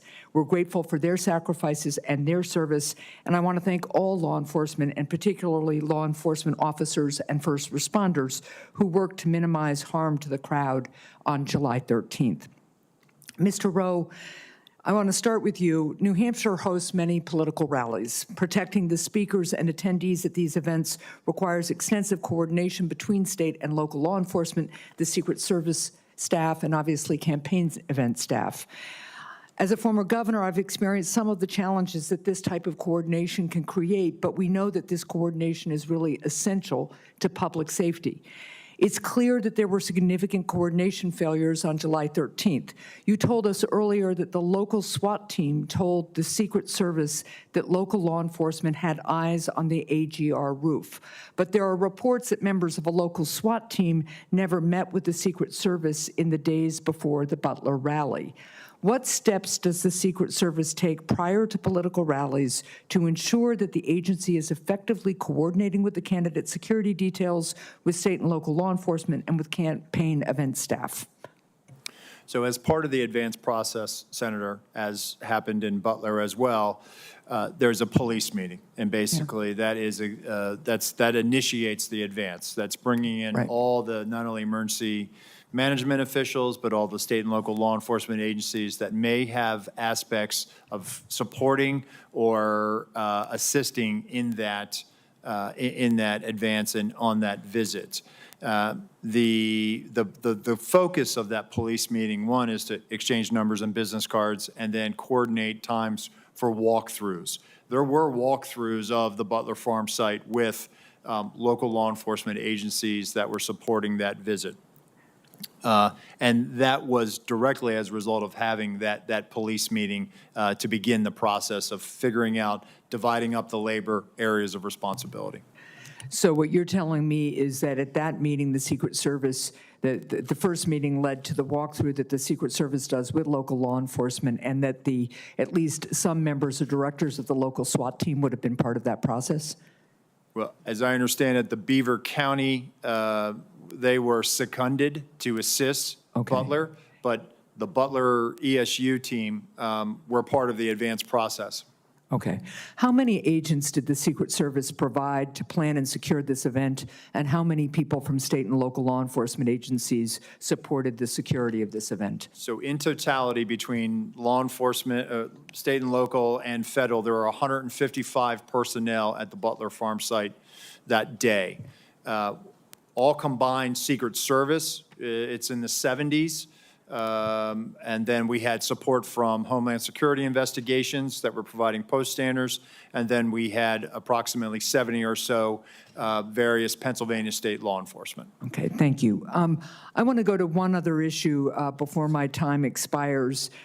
You've talked today and in our secure briefing about the interoperability of the Secret Service's counter-drone capability, that it failed early on, and so it didn't catch the drone flown over the site by the shooter.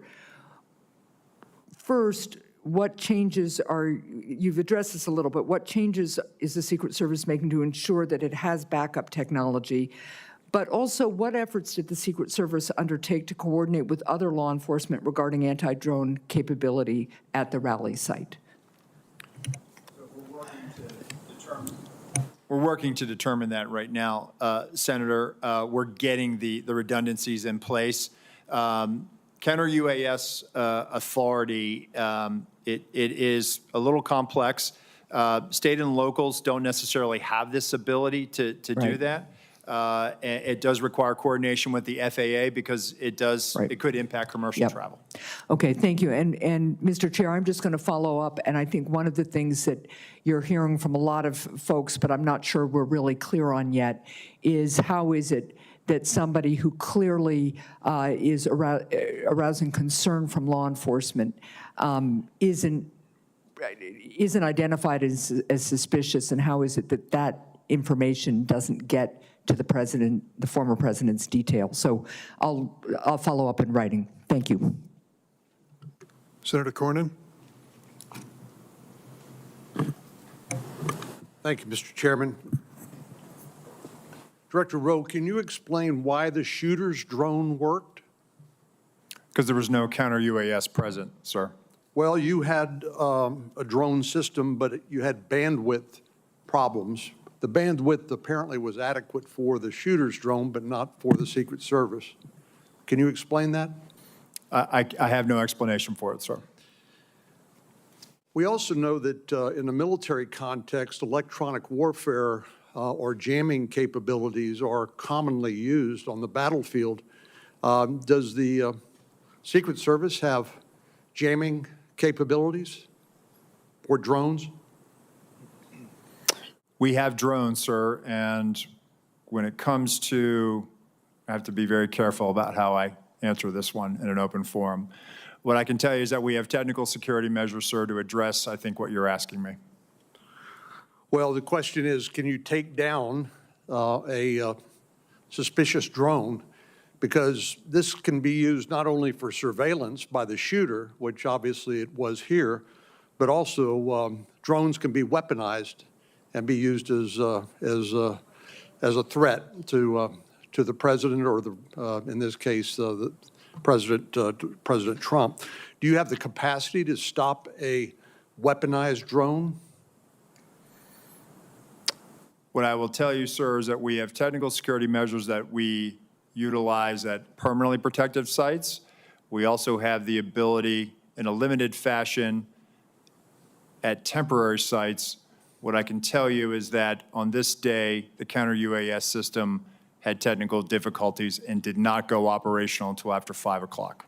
So in this case, the shooter had a rifle, but somebody who wanted to kill a president for a former president or a candidate for president would not need a rifle. They could use a drone, correct? It is a potential threat vector. So this individual was identified as a suspicious person. Can you explain to us when a suspicious person becomes identified as a threat? Well, I think it's also when a weapon or some other dangerous item is then presented. A rangefinder would not render someone a threat as opposed to somebody who was under suspicion? I think the rangefinder is what initially brought him to the attention of local law enforcement. And why would the president be allowed to take to the stage while a suspicious person had been identified and before the Secret Service or local law enforcement were able to investigate the circumstances? So at that time, Senator, suspicion had not risen to the level of threat or imminent harm. Well, you didn't, ultimately, that suspicious person did become a threat. Do you think if the president had been asked not to take the stage and during the time it took to investigate, to eliminate that suspicion, that wouldn't that have been the appropriate way to deal with it? Senator, it certainly is one way to do it. This is a challenge for law enforcement in general, is that being able to, you identify somebody that comes to your attention, and you're trying to determine what are their intentions. This is a challenge for law enforcement. The individual came to the attention for suspicion. He's on the outer perimeter adjacent to the secured site. Law enforcement is circulating for him. But again, without additional information, at that point, we're not rising to the level yet where perhaps we should pull him off or delay him. And I'm just suggesting that maybe, just maybe, President Trump's appearance should have been delayed while that suspicion could be adequately investigated. But I've always thought of the Secret Service as the best of the best when it comes to their willingness to put themselves in harm's way to protect the life of their person they are detailed to. And I think you described the very rigorous process by which people are screened. And I think you mentioned the 2% standard. People who are interested in serving, only a very small fraction of those individuals are actually accepted in the Secret Service because of the high standards that your agency has. But explain to me why the Secret Service, being an elite law enforcement agency, would delegate to local law enforcement or others who did not meet that same 2% standard. In other words, isn't that something that Secret Service should have covered as opposed to delegating it to local law enforcement? So, Senator, again, this is where I went back to earlier when I said it was a failure to challenge our assumptions. We assumed that the state and locals had it. By no means do I want to diminish the commitment, and I'm sure you agree. State and local law enforcement do their jobs every day and protect the communities that you represent. No doubt about it. So I think what we made an assumption that there was going to be uniformed presence out there, that there would be sufficient eyes to cover that there was going to be counter sniper teams in the AGR building, and I can assure you that we're not going to make that mistake again. Moving forward, I've directed our Office of Protective Operations that when our counter snipers are up, their counter snipers are up, and they're on the roof as well. And we do this all the time with our colleagues in the New York City Police Department when we cover the United Nations General Assembly, and so that is our TTP moving forward. Director Rowe, I would just submit to you that those assumptions can be lethal.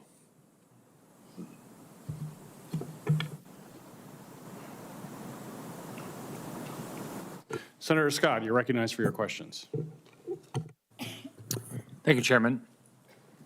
Let me just follow up with what Senator Corning just asked. Do you know who makes the drone that the Secret Service uses? That Secret Service uses? Yeah, the one that that didn't work. Who's the manufacturer? Is it an American-made manufacturer? I believe it is, Senator. I'll get you the. We'll provide that to you in a queue first, sir. So we talked about this the other day.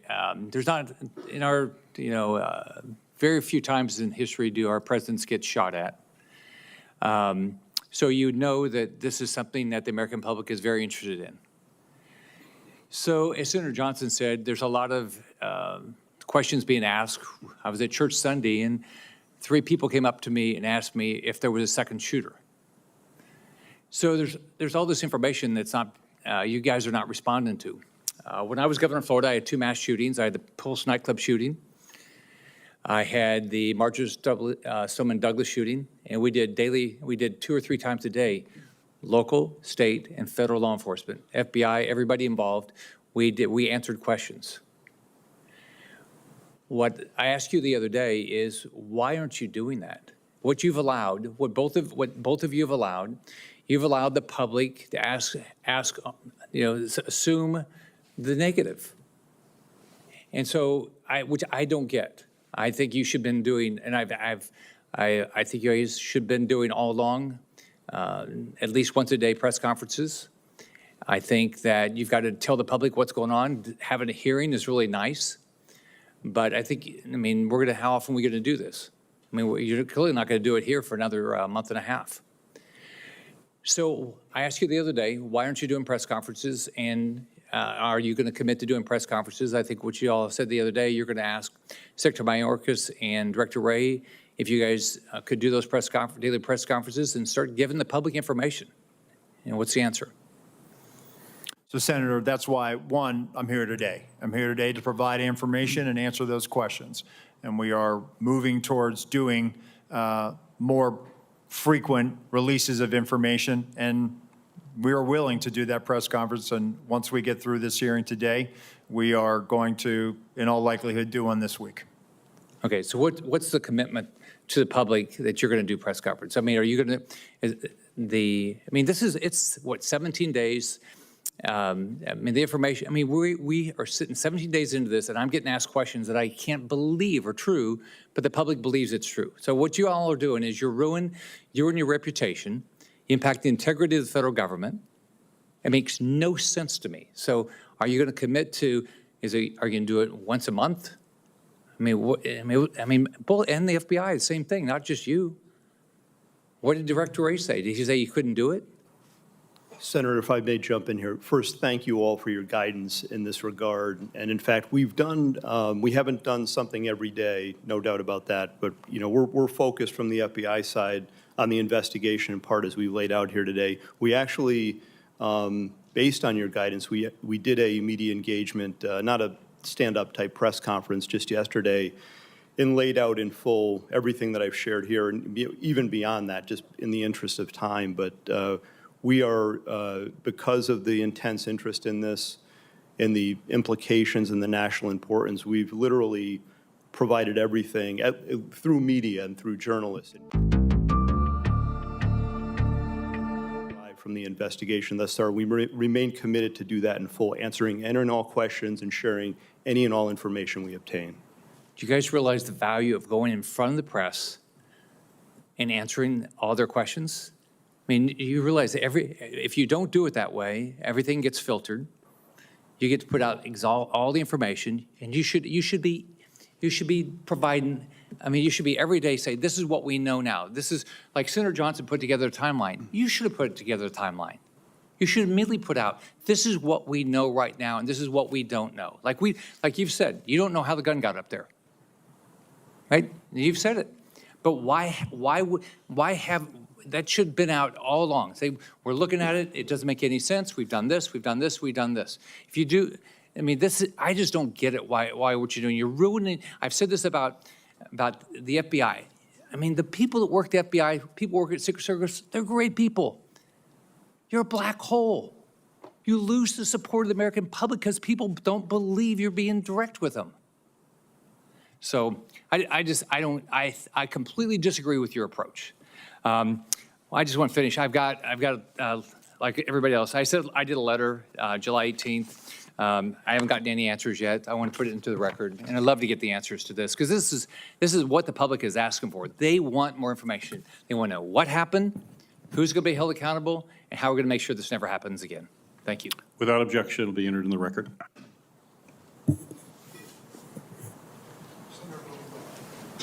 Thanks, Mr. Chairman. thank you for being here to both of you, and more important, thank you for your professional dedication, your personal bravery, and your devotion to the ideals of law enforcement. I know for both of you this moment is a painful one, and Acting Director Rowe, I've heard you speak in a private setting very emotionally and passionately about the need to take responsibility and take action that will assure accountability. And I know that you share a commitment, along with Director Abate, to full public disclosure to the maximum extent possible. We can make speeches at you, and I've made one myself in that private setting about the need for broader, fuller disclosure to the public, not just in press conferences, but in the course of your investigation about what you know and feel you can disclose without compromising your investigation. Let me ask you, last week, Senator Peters and Paul, along with Senator Johnson and myself, sent requests to both of your agencies to produce documents. We've only received a handful so far. Can you commit to when we can expect those documents? We will get them to you as quickly as we can, Senator. Well, can we expect them this week? We will work to meet that deadline, sir. And when can we expect all the communications, the text messages that agents have sent to each other? Eventually, all of it is going to come out, as you know. When can we expect all of those documents? We will gather them up and get them to you, Senator. You, I think, took the position as to the local law enforcement responsible for the shooter on the roof, the snipers that were in place, that it was their job to take him out. But ultimately, doesn't the buck stop with the Secret Service? It stops with us, sir, but let me just clarify. The perspective that they had on that roof, when I show you the perspective from what our sniper saw, he's on the downside of that ridged roof. Their perspective from the AGR building, looking out, their area of responsibility, looking left, they should have been able to see. You can see in that photo in Exhibit A, which we will make part of the record and turn over to the committee. He's already crossed over that bridge or the walkway and stepped up onto that roof. I'm not saying that they should have neutralized him, but if they'd have just held their post and looked left, maybe, and there's a lot of maybes there, Senator. A lot of maybes, but somebody needs to be held accountable. And I think Senator Graham hit the nail on the head. We need to know who specifically was responsible for doing what. Who was responsible for saying to former President Trump, sir, it's not safe to go out there yet? Who was responsible for making sure that those local law enforcement were doing their job? Who was responsible for tracking down that suspicious person who fit the profile, 10 to 25 years old, young male? The FBI has warned us about it year after year after year. Director Wray has come before us and said, the threat is from domestic extremism.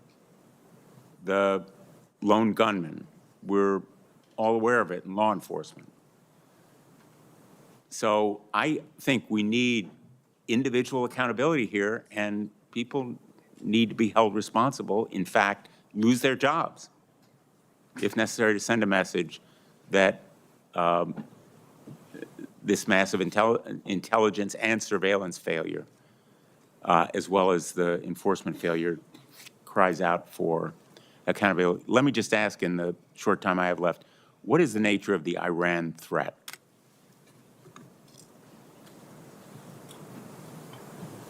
I'm sorry, Senator, could you repeat the question? What is the nature of the Iran threat, the threat to former President Trump that has been mentioned? Well, we know let me be clear here, the terrorist regime of Iran have been targeting people, our country, for many, many years now. We've talked about that here before. I want to be clear about that. From the FBI standpoint, we know publicly they've targeted former President Trump. They've called for his assassination along with other current and former government officials. That's public information. It's well known to everyone. A specific or imminent threat on July 13th? We have no information that there are any co-conspirators or that foreign or domestic, including Iran, related to this. But we're not, I want to be clear, we have no evidence of that. We're not ruling anything out. We're looking into all possibilities and leaving our minds open to that. Was that on the minds of the Secret Service on July 13th, that there might be some threat from Iran? Sir, as Deputy Director Abate just said, we're aware of the public sentiment and statements of the government of Iran to do harm to Donald J. Trump, and we use a threat-based model. Thank you. Thanks, Mr. President. Senator Ossoff, you're recognized for your questions. Thank you, Mr. Chairman, and thank you both for your testimony today and for your service. Mr. Rowe, I want to begin discussing Secret Service staffing and the extent to which HSI or other personnel are augmenting or backfilling inadequate Secret Service capacity generally and on the day of the assassination attempt. To what extent are HSI personnel, for example, filling close protection roles that would normally or optimally be filled by Secret Service personnel? So, thank you, Senator, for that question. So, as we have done, even back when we were with Treasury, we enlist during campaign years the assistance of other law enforcement agencies in that department. So, when we were in Treasury, we used ATF, we used IRS-CI. When we transferred over to the Department of Homeland Security, we have brought that practice with us. So going into a campaign year or during a national special security event like the United Nations General Assembly, we will enter into a memorandum of assistance for the campaign with HSI. HSI will provide post standers, essentially federal agents, law enforcement, to be able to help secure a site. When it comes to close protection, the only time that we will utilize them is during a United Nations General Assembly, where they may be utilized to protect a low-level head of state or provide security at a hotel in New York City where those protectees are staying. So on the day in question, all of the former president's close protection detail were full-time Secret Service personnel? They were, and they were assigned to the Donald Trump detail. Okay. Interoperability with other federal and state and local law enforcement agencies, specifically on communications. What have you determined to date played a role in failures to swiftly communicate between agencies the suspicion or identification of a threat? Well, I think there was a delay in reporting, not having that real time. So as they were closing in on him, as information is known, as... Be more specific when who were closing in on him. As local law enforcement were closing in on him, as he's seen scurrying across the roof, right?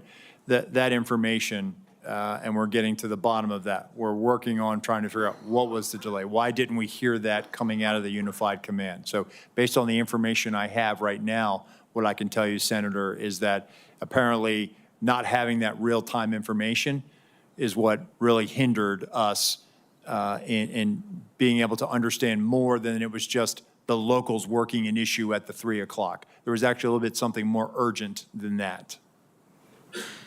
Does it appear that that is due to a lack of communications links between relevant officials and agencies, or poor communications practices and a failure to report? I don't want to rule out. I want to have a neutral opinion on that. So I don't know if it was poor practices. I can tell you that the interoperability, not being able to have that technical fix, which is a lofty goal to be able to do that, is something that has been a hindrance. But that's why we use a counterpart system. So there, in fact, is not the capability when an intergovernmental, interagency team is deployed to secure a site like this and to mount, if necessary, a quick reaction. There is not currently the capability for example, state law enforcement, SWAT personnel, or local law enforcement officers to communicate directly with Secret Service officers on site?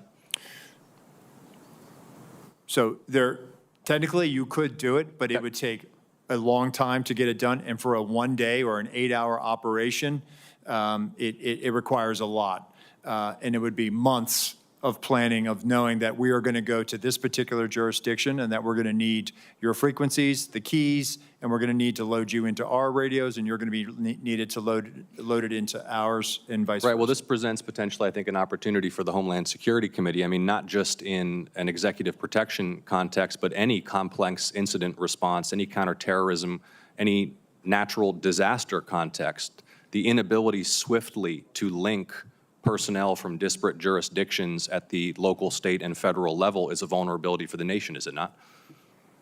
I would think, and based on my experience, being able to talk to other agencies in real time certainly would assist in that response. Mr. Chairman, do I have time for one more question? No. Yes. Thank you. I know others have touched on this. One of the things that's been most baffling to the public has been the failure to fully secure this structure, which even to a layperson's uninformed eye clearly presents as a site from which an attack on the former president of this event could be mounted. And it had particular characteristics that made it even more of potential value to an attacker. Just walk us through one more time. Is there not an established doctrine or practice or checklist by which such sites are assessed for threat and determine whether or not to be within or without of the security perimeter? So, Senator, controlling high ground is something that is a must for us whenever we go into a location. Yeah. Well, I know we're all eager for more information on why that task was not completed in this case. Thank you for your testimony. Thank you, Senator Ossoff. Senator Lee. Why was President Trump allowed to take the stage at 6:02 p.m., exactly 17 minutes after multiple suspicious person reports were provided, complete with photos and information suggesting that the assailant had a rangefinder, something that ordinary people don't use in this kind of circumstance? Senator, again, it was suspicion, not weapon, or there was never communication of that there was an individual with a gun or threat or other bad intentions. How many suspicious person reports did you receive that day? I'll get back to you on the exact number, but there were other individuals that came to the attention of law enforcement that day. Would President Biden ever be allowed on stage under similar circumstances with an unresolved set of multiple suspicious person reports provided, including indicating that there was a rangefinder involved? Senator, I can tell you that a suspicious person on the outer perimeter with local law enforcement attempting to locate would happen, but I would need more information as far as whether or not we would allow the president to go on or off. Again, for us, it comes down to weapon, a potential threat. Is the individual carrying an IED? Is there a weapon? Is there some other factor that now ramps up our attention to let's hold off on this? If there were 8 shell casings found next to the assailant's body, but he was neutralized after the first shot, where do those other shots come from? Where do the other shots go? As far as the assailant's shooting? Yes. So did the assailant get out 8 shots, or were those shell casings left from the day before? Where did they come from? The shooter, Senator, we believe fired 8 rounds. We had the shooting reconstruction team go out there for a period of days and collect all that. So we have bullet holes, bullet fragmentation, all taken back, and we're still putting together the trajectory and ballistic analysis, although we do have fragments of the bullets, and bullets have been collected in the distance from the shooter's weapon. Gotcha. It's my understanding that there was a sniper team assigned to a window with complete overlook, complete view of the roof, the same rooftop, the sloped rooftop where the shots were fired. It's also my understanding, according to some whistleblower accounts, that that post was abandoned. What can you tell me about that? Why was it abandoned? So I saw that from the colonel's testimony, sir, and it's something that I've asked and our mission assurance is getting to the bottom of. And there were two-man counter-sniper teams from the locals that were in that AGR building. And so at some point they just left? That I can't, I don't have an answer for you on that, Senator, but it seems to me that if even one of them left, there should have been remaining some additional eyes left in that building. Yep. That seems like something that maybe should be one of the very first questions you address. I'm actually surprised that you don't know that already, and I'd ask that you submit to us in writing what you learn as soon as you learn it. Will you commit to that? Yes, sir. What can you tell me about, well, let me just state this way. Multiple requests were made by Trump's protective detail and by Trump's campaign team to the Secret Service for additional resources. I'm told that those were denied. And as I recall, the Secret Service spokesperson initially denied that such requests were made and denied. Why not tell the truth from the outset? What were they trying to do there? So, Senator, I don't think there was any intention to mislead. Seems like a pretty material fact, doesn't it? I saw that report. Go ahead, Senator. Will you commit to me that you will submit to us in writing what requests were made, by whom, and to whom, and when they were denied? I will, sir. Okay. Look, at the end of the day, we're looking at a situation in which, at a minimum, people knew that this guy had a gun at least 2 minutes before the shooting happened. I want to know what you can tell me about what happened during that final 2-minute period, where a whole bunch of people in the crowd saw and were shouting, "He's got a gun." During that 2-minute period, perhaps at the beginning of it, the local police started to climb the rooftop, and there was at least 30 seconds after which local police were able to personally observe the shooter with a gun, had the gun pointed at him. What happened during that time period, and why on earth was President Trump not removed from the stage at that moment? So again, Senator, the reason why President Trump was not removed was, again, we did not have anything more than locals working an issue at the 3 o'clock. Wasn't determined as to whether or not it was the same individual or not, and there was no report of the same individual as what? The same suspicious individual. Right, but we've left the category of suspicious individual at that point. You've got a guy with a gun on a rooftop 136 yards away from the stage. You know that he's got a gun at that point. What happened during that time period that did not result in President Trump, his protective detail, being notified of that and him immediately being removed from the situation? Senator, what I will say, and then I'll turn it over to Deputy Director Abate. No information regarding a weapon on the roof was ever passed to our personnel. How is that even possible? Do you want to comment to that?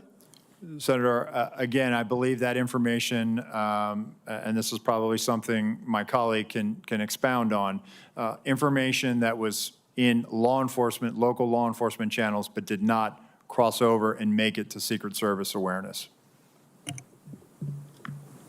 Senator, just to clarify the timeline, so the individual was first seen by law enforcement on the roof at about 6:08. We're still working to perfect the timeline based on the radio comms and all that. It wasn't until at 6:11:03 seconds, the officer saw him and called out his arm. That was the first sighting where he had the rifle on the roof, and then he. And that was relayed to the Secret Service Command Center at that point? My understanding is no, Secret Service, it was not relayed to them. It's a narrower time frame, though. It's probably about maybe up to half a minute between the time he's seen with the rifle and when the shots are fired. But there's still time. At that point, if there were an open channel of communication in which they were able to tell him, he's got a gun, take him out. You could still take President Trump off the stage. You could have him duck. You could have the shooter neutralized. Do you not have a channel of communication by which they can say, gun, take him out? So again, Senator, that information stayed in state and local channels and did not make it over to Secret Did they Service. not consider that relevant? You're saying that the state, you're saying that the local police didn't consider that relevant enough to pass along to the Secret Service? Sir, I think that they were in the midst of dealing with a very critical situation, and they articulated that over the radio, as I understand it. However, it was never relayed over to us. Thank you, Senator Lee. Senator Hawley. Thank you, Mr. Chairman. Director Rowe, can you put your first poster, your first demonstrative back up? Please put A up, please. Just make sure everybody can see it. This is the photograph, I believe, that you took, your team took of the roof, the AGR roof. Yeah, that's the one. Okay, so from this vantage point, as the law enforcement who are in those windows, as they look left, they should be able to see the shooter clearly there on the AGR second floor roof. My question is, why is there not a Secret Service counter sniper on that roof? So Senator, we're, when we post up, our methodology is to look at things that can see in on our protectees so that they can provide that coverage. But why is there not a Secret Service counter sniper there with clear line of sight? That roof has a clear line of sight to the former president. Why didn't you put a Secret Service counter sniper there? The Secret Service's counter sniper role is to neutralize those threats that are looking in on us from where the protectee is, not necessarily You think maybe you might want to revise that protocol in light of what happened here? They were protecting the principal, and I think in the principal got shot. I understand that, sir. So do you think you might want to revise the protocol? Let me ask you this. Who was the lead site agent who made the decision to leave the AGR building completely outside of the security perimeter? Who was that? Senator, I cannot give you that name. This person is operational. They're still doing investigations. They're still doing protective visits. Have they been relieved of duty?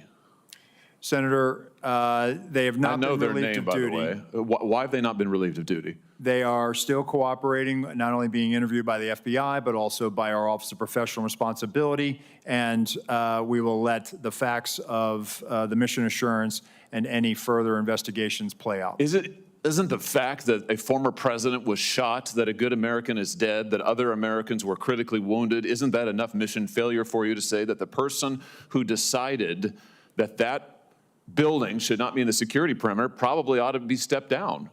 Senator, I think you're using the word decided, and I think we need to allow the investigation play out to include. Who did make the decision then? If it wasn't the lead site agent, who made the decision not to put that in the security perimeter? Senator, you're zeroing in on one particular agent. I want to find out exactly what was the entire decision process. So I think I want to be neutral and make sure that we get to the bottom of it and interview everybody in order to determine if there was more than one person who perhaps exercised bad judgment. Well, sure. My question is, why don't you relieve everybody of duty who made bad judgment? So yeah, you're right, I am zeroing in on somebody. I'm trying to find somebody who's accountable here. And you're telling me that the person who made the decision not to include this in the perimeter has not been relieved of duty. What about the person who's in charge of the interoperability of radio frequencies between local law enforcement and Secret Service? Has that person been relieved of duty? No, Senator, because interoperability is a challenge, is a greater challenge than just one person. On that day, we had a counterpart system. It failed spectacularly. As the person who made the decision to send Donald Trump onto stage knowing that you had a security situation, has that person been relieved of duty? No, sir, they haven't. Has the person who decided not to pull the former president off of stage when you knew that, in your words, the locals were working a serious security situation, has that person been relieved of duty? No, sir. Again, I refer you back to my original answer that we are investigating this through a mission assurance. And as opposed to zeroing in on one, what more do you need to investigate to know exactly what the decision-making process was? What more do you need to investigate to know that there were critical enough failures that some individuals ought to be held accountable? I mean, what more do you need to know? What I need to know is exactly what happened, and I need my investigators to do their job. And I cannot. A lot of people didn't do their jobs. I cannot put my thumb on the scale. Otherwise, what do you mean put your thumb on the scale? You're asking me, Senator, to completely make a rush to judgment about somebody failing. I acknowledge This was a failure of the Is it Secret not Service. prima facie that somebody has failed? A former president was shot. Sir, this could have been our Texas school book depository. I have lost sleep over that for the last 17 days, Then just like you fire have. somebody to And I will hold tell them you, accountable. Senator, I will tell you, Senator, that I will not rush to judgment, that people will be held accountable, and I will do so with integrity and not rush to judgment and put people I can't believe unfairly that you persecuted. are unfairly persecuted. Unfairly, We've got people sir, who are we dead. have to be able to have a proper investigation into this, Senator. You said earlier that you've got to make sure that your protocols are followed, and unless there's a protocol violation, people wouldn't be disciplined. I would just say to you, I don't really care that much about your protocols. I think if your protocols don't provide for the fact that when a former president is shot, when an American is killed, when other rally-goers, innocent people who just showed up on the day, when they are shot at and critically wounded, if that isn't a protocol violation prima facie, you should revise your protocols. Senator, I think this is where you and I agree. This was a failure, and we will get to the bottom of it. Well, I hope you're going to do something about it. Let me ask you something else. The Real Clear Politics reports this morning that you were directly involved in denying additional security resources and personnel, including counter snipers, not just to this event, but over the last 2 years, that President Trump's team repeatedly asked for these additional resources, and you personally were involved in denying them. Is that true? Senator, as I stated earlier, that is not true. So you never denied any resources to former President Trump's team? No, not me. No, sir. And you weren't involved in any of that? You were never involved in the decision-making? No, sir, I was not. Let me ask you just one or two other things here quickly. Well, whistleblowers tell me that, in fact, law enforcement were stationed to be on that roof, and that law enforcement abandoned their post because it was too hot. Is that accurate? Senator, I have heard that as well. Again, they posted up inside.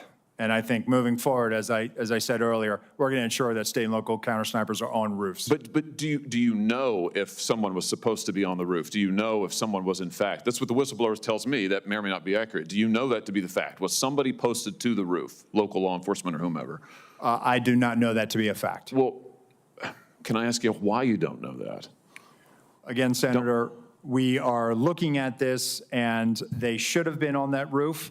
And the fact that they were in the building is something that I'm still trying to understand. I just want to express my frustration, Director, that 17 days or whatever it's been, that whistleblowers are telling us more than you are, and you don't know, you haven't ascertained if there was supposed to be law enforcement on the roof. That seems like a pretty basic fact. I'm also told that local law enforcement suppliers offered the Secret Service drones, and you declined them. Is that true? So, Senator, one, I've been very transparent and forthcoming. Your agency has not been transparent and forthcoming, so please, let's not go there. I have been forthcoming, sir. That remains to be seen. You've been on the job a few days. So far, you've fired nobody. Now, the drones. Thank you, Were Senator. you offered drones? Senator So there Hawley. was an offer to fly a drone on that day. And why did you deny it? Again, I think the ability of local law enforcement to provide an asset, we probably should have taken them up on it if it was offered. Senator Cruz. Thank you, Mr. Chairman. Mr. Rowe, thank you for being here. I agree with what you said at the outset, that the individual Secret Service agents demonstrated remarkable personal courage, putting their bodies in between the line of sight of the shooter and the president. That being said, the bravery of the line agents is quite different from the decisions of Secret Service leadership. Secret Service leadership committed catastrophic security failures, indeed the worst security failures for the Secret Service since 1981, since the attempted assassination of President Ronald Reagan. It is incumbent upon this committee to determine why those security failures happened.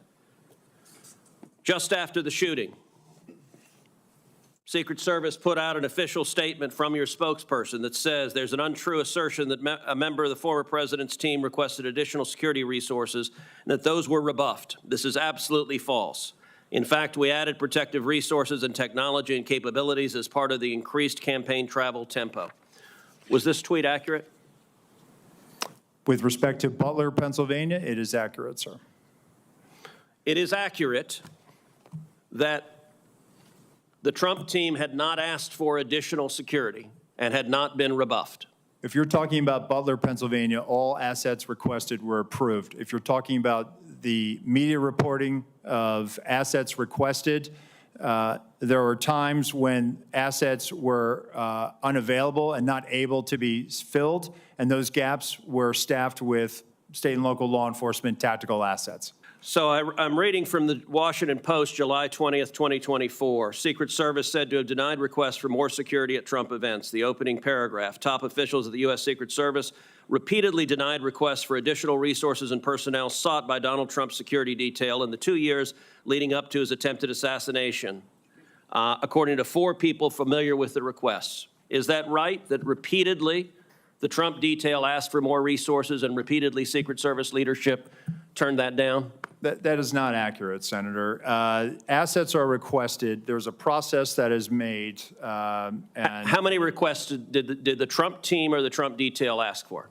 I can get you that number in a queue. You don't know now. So I can speak to the ones that reported in the Washington Post, and we can go through them if you like. But you don't know how many requests there were. In general, how many requests since 2021 that the former Trump detail has made a request for assets? You've had 2 weeks. You had a spokesperson put something out that is false on its face. By the way, did you approve this statement when it went out? I don't know if I did or didn't, Senator. Has this spokesperson, is he still employed? Does he still have a job? He is still employed, Senator. So he lied on behalf of the Secret Service. He still has a job. Did your predecessor, the former director, did she approve this statement? Senator, our comms team, they send out statements. They do deconflict them and they put them out. Did she approve this statement? I don't know if she did or did not, Senator. And you don't know if you did either? I don't recall approving it, Senator. Will you commit to provide this committee in writing every written request for additional resources from the Trump campaign or the Trump detail and every response from Secret Service? Senator, I will commit to providing responses and getting you the information that you are seeking. Let me ask you something. And who makes the decision to deny those requests? Did you make that decision? Which requests? Are you talking about the ones that were in the Any of Washington them. Post? Yes. So the process, sir, is that a detail will make a request for either staffing, technical assets, that is handled between the field office and the detail. It goes up to a logistics office between our Okay, office so of there's a bureaucracy. Is there a decision maker? It's not a bureaucracy, Senator. Give me the it's a person process. that's a decision maker. Is there one? Senator, it's a conversation. It's not just an absolute yay or nay. So let me tell you what I believe. I believe that the Secret Service leadership made a political decision to deny these requests. And I think the Biden administration has been suffused with partisan politics. Did the same person who denied the request for additional security to President Trump also repeatedly deny the request for security to Robert F. Kennedy Jr., whose father was murdered by an assassin and whose uncle was murdered by an assassin? Did the same person make that decision? Senator, what I will tell you is that Secret Service agents are not political. Okay, you're not answering my question. But you know what? Leadership appointed by the president, leadership appointed by the president is political. I have a simple question, yes or no. Did the same person deny the Trump request that also denied the RFK request? That's a yes or no question. Senator, that is not a yes or no question. One, there is a process for a candidate nominee to receive protection. Does the buck stop anywhere? Does the buck stop anywhere? Bipartisan process that the Hill participates in. It's a bicameral, bipartisan process. What cameral? For a candidate, you are not a Congress. You don't have a cameral. Mr. Kennedy submitted a request that was referred over to the CPAC. Okay, you're refusing to answer the question. Let me ask, because the failures on that day were catastrophic. By the way, is it true that on the day of the Butler event that Secret Service transferred agent from President Trump to the First Lady? No, sir, that's not true. That's been widely reported. It's not true. There was one airport agent that actually went on the manpower request for the Trump detail. They handled the arrival at the airport for the First Lady. What was the relative size of the Trump detail compared to the detail that is assigned to the President or the First Lady? Senator, the former president travels with a full shift, just like the president. What's so the exact same size? Is that your testimony, that President Trump had the same size detail that President Biden has?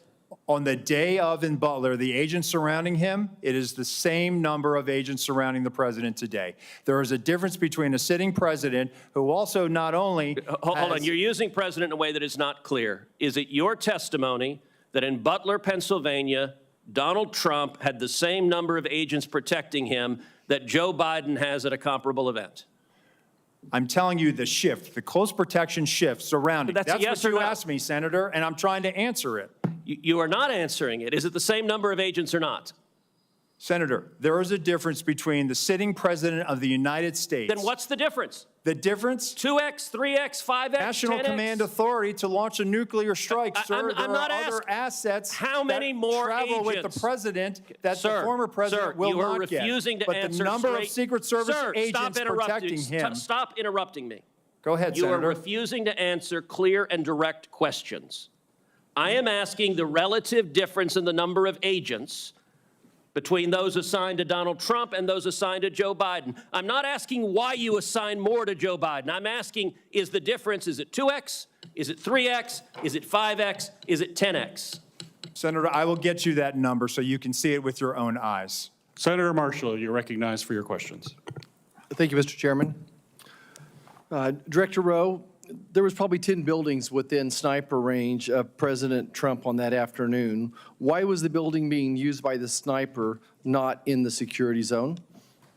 That's a question that I've asked, Senator. There was a decision that we were going to construct the site and it was going to maintain within the Butler Farm site, Butler Farm Show site.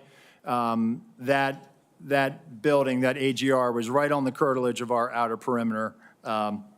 And it's something that again, having been there and walked it, I had a hard time understanding. So there's no protocol that says anything within 300, 500 yards, direct line of the president should be in or out of the security zone. There's not a protocol that describes that. So, Senator, what we try to do is we try to either control the high ground or mitigate line of sight concerns. Okay.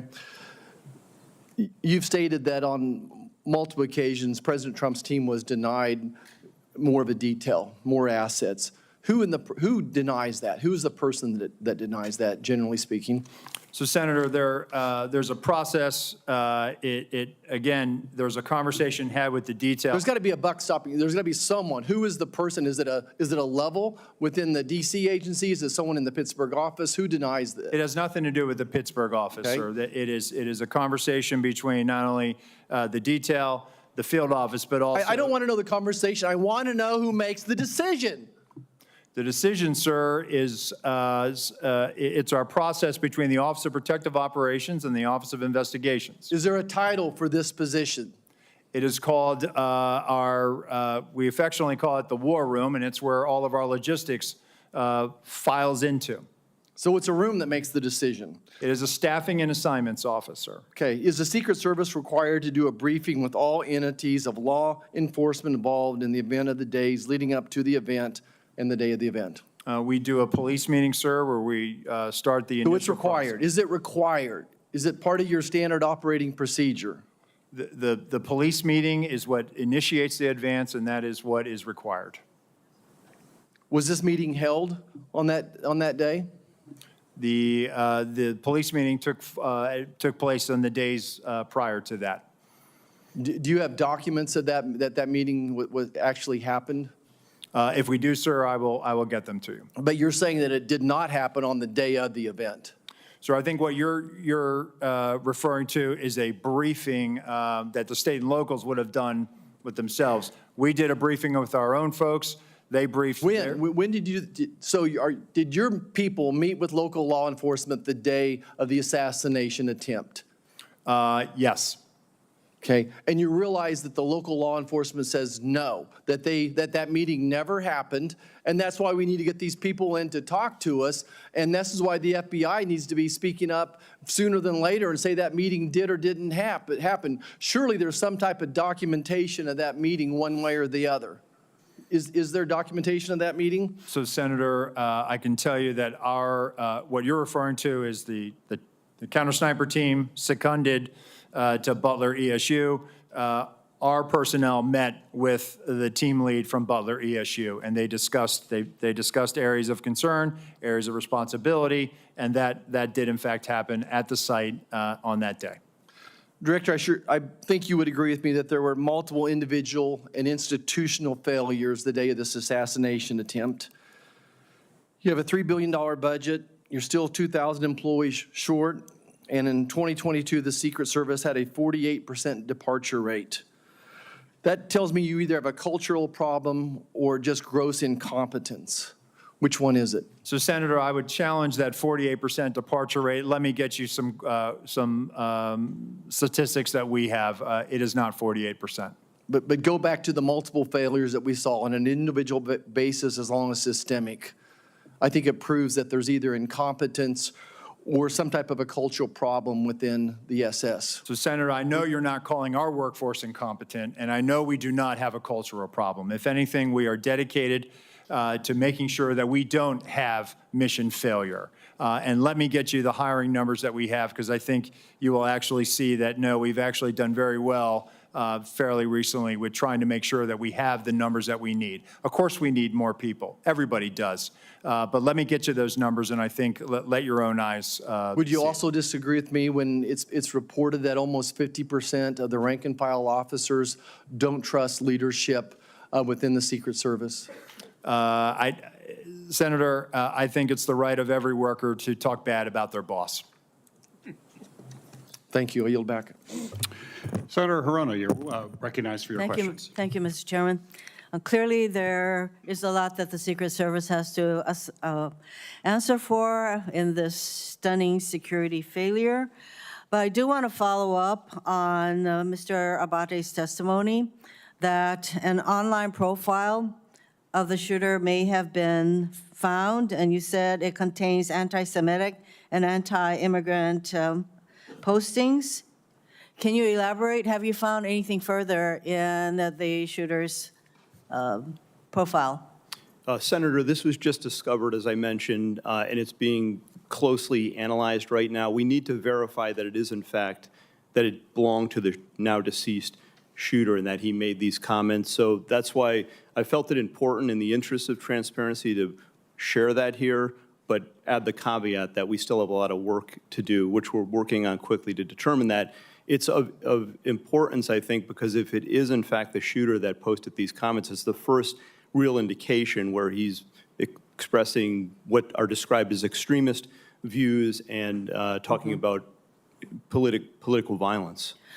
I take it that once you determine that it was, in fact, the shooter who posted these kinds of comments, that you will let the public know as well as this committee?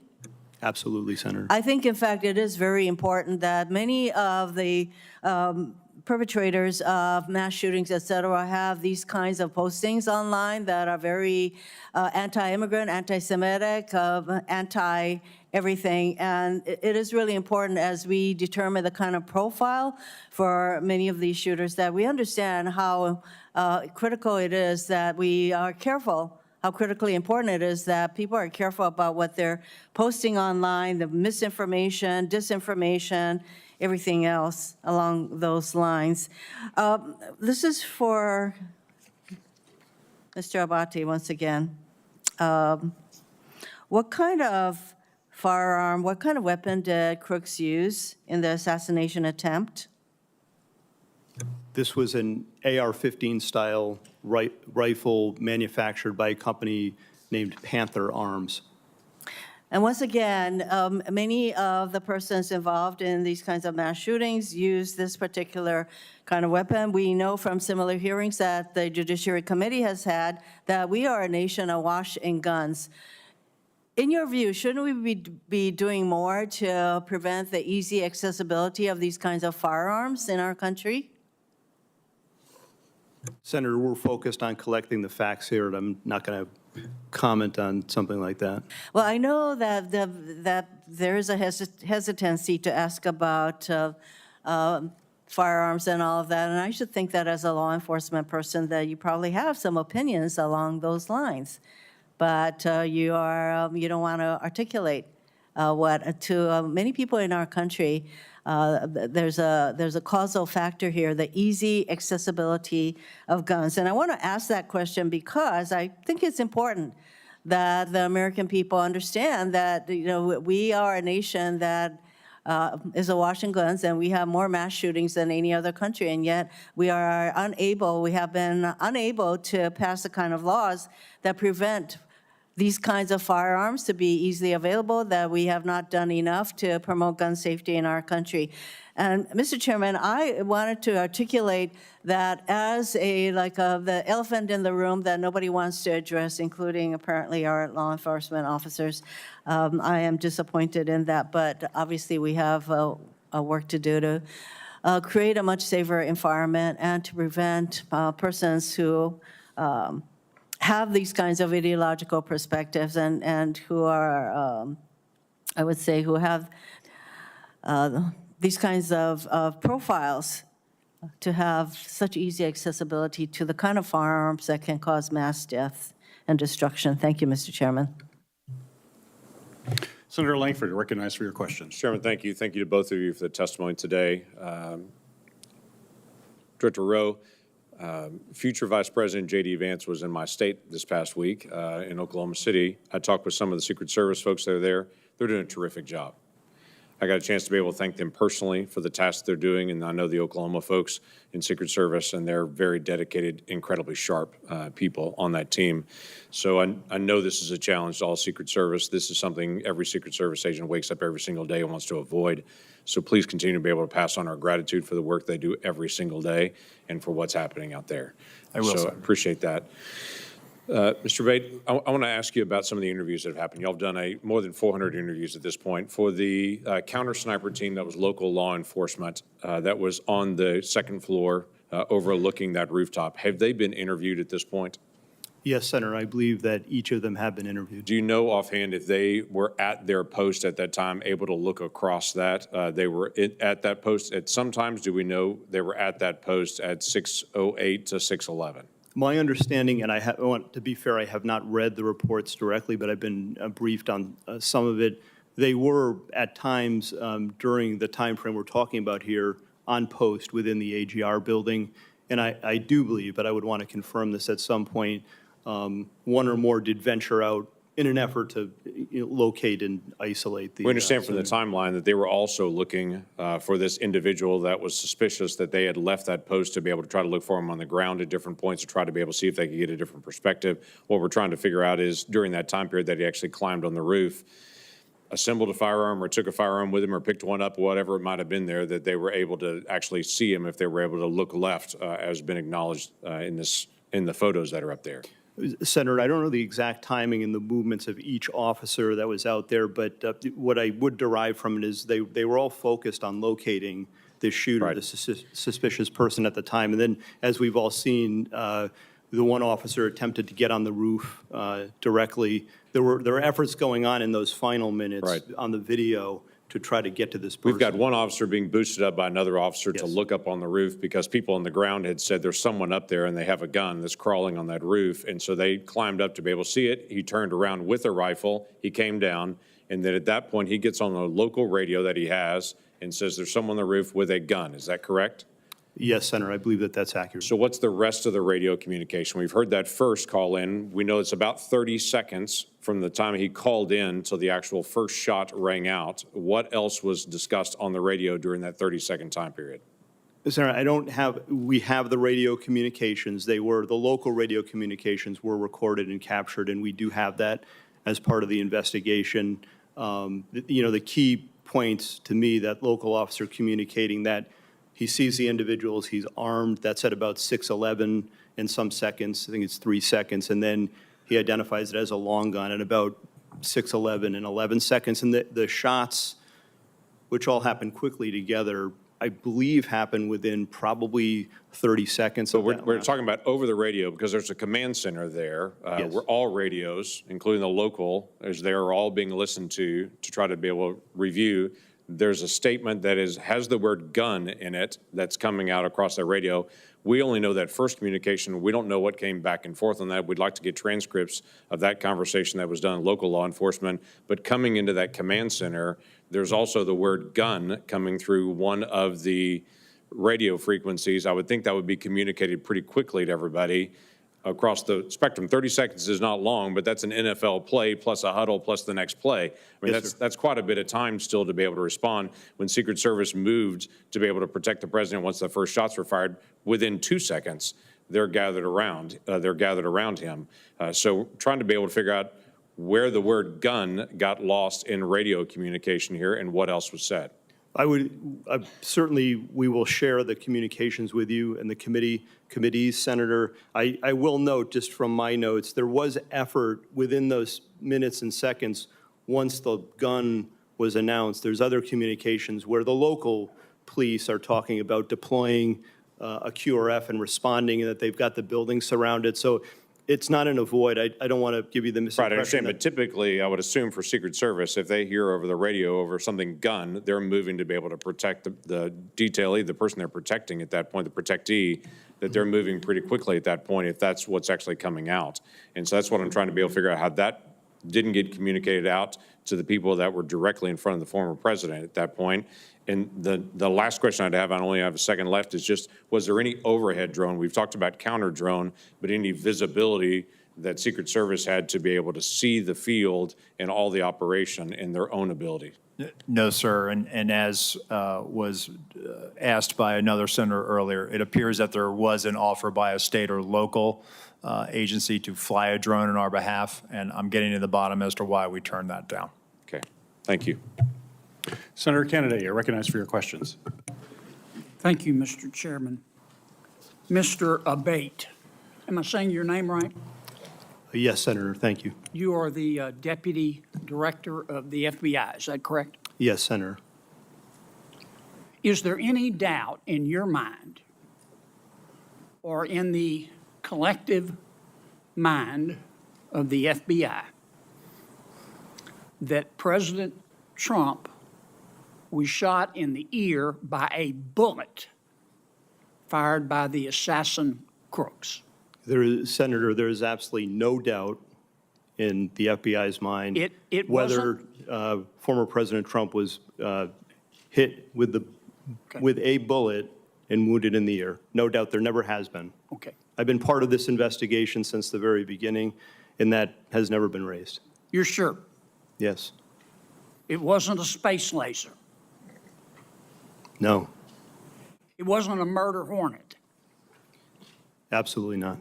It wasn't Sasquatch. No, Senator. It was a bullet. It was a bullet, Senator. 100%. Fired by crooks Yes, sir. that hit President Trump in the ear and almost killed him. 100%, Senator. Okay, glad we cleared that up. I don't want to get off the subject here. Did the FBI just settle 2 lawsuits, one wholly, one in part, in which the FBI agreed to give Peter Strzok $1.2 million and Ms. Lisa Page $800,000? It's my understanding, Senator, that the Department of Justice was involved in that, not the FBI. The FBI had nothing to do with it? There may have been consultation with our general counsel's office, but Does the FBI have to sign off on it?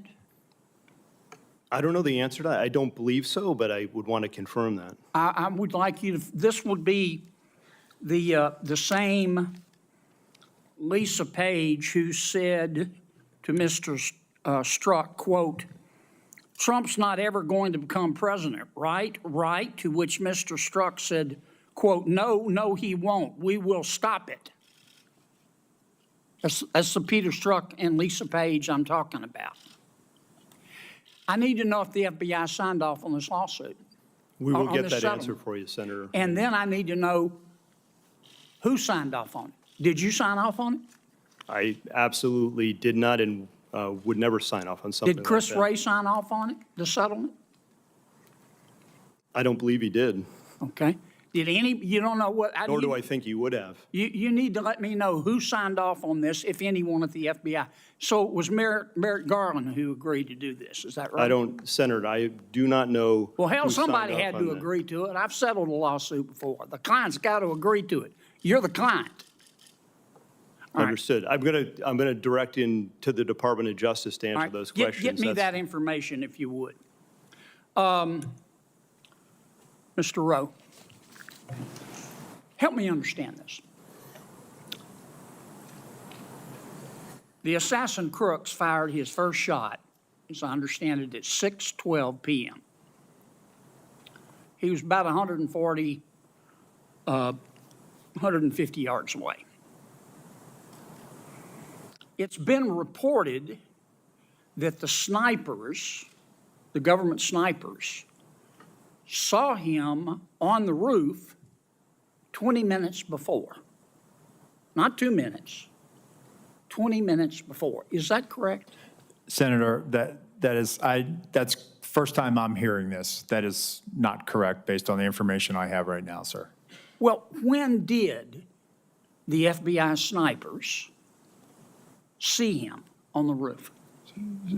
Just Secret Service sniper, sir. I mean, I'm sorry, you're right. That's an Secret insult, Service sir. sniper. No, I'm just kidding. I understand. I apologize. When did the Secret Service snipers, one of whom ultimately shot the assassin Crooks, first see him on that roof? So, sir, immediately upon the shots being fired, our snipers. I know that, but when did they first see him? You got a guy lying on a roof. Yeah. You got snipers in an elevated position. They can look down on the roof. You got the guy lying there with a gun pointed at the former president of the United States. And I'm just, and they shot him. Good for them.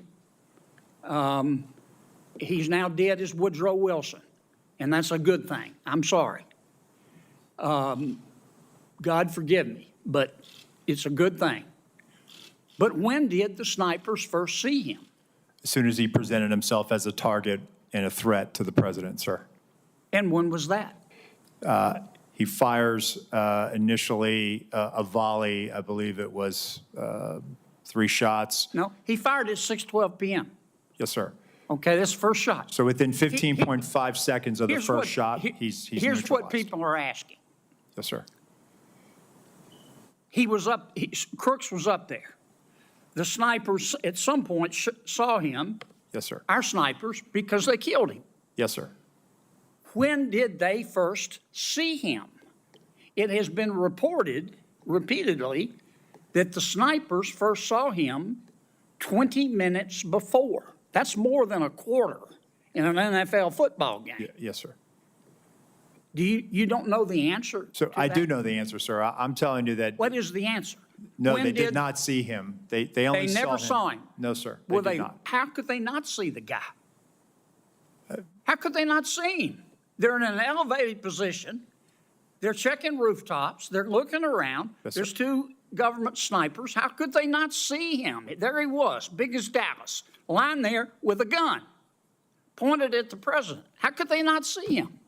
I believe he was obscured by that roof, sir. He did not pop up. The roof is flat with ridges. He's below the line where they would have seen him, sir. There is he did have concealment. I'm not going to say it's cover. He did have concealment, and then ultimately gets into firing position and fires. And within 15.5 seconds of his first shot, he's neutralized. All right, I've gone way over. You gentlemen need to answer these questions. Mr. Deputy Director, get me that information about those lawsuits. Senator Rosen, you're recognized for your questions. Thank you, Chair Peters, and Ranking Member Paul for holding this important hearing on the attempted assassination of former President Trump. I am grateful for everyone's service and dedication. However, it's critical that this committee get to the bottom of what happened that day so that we can prevent any future catastrophic security failures and ensure that nothing like this happens again. And so, Director Rowe, given that the event took place in a rural area, we've talked a lot about connectivity issues.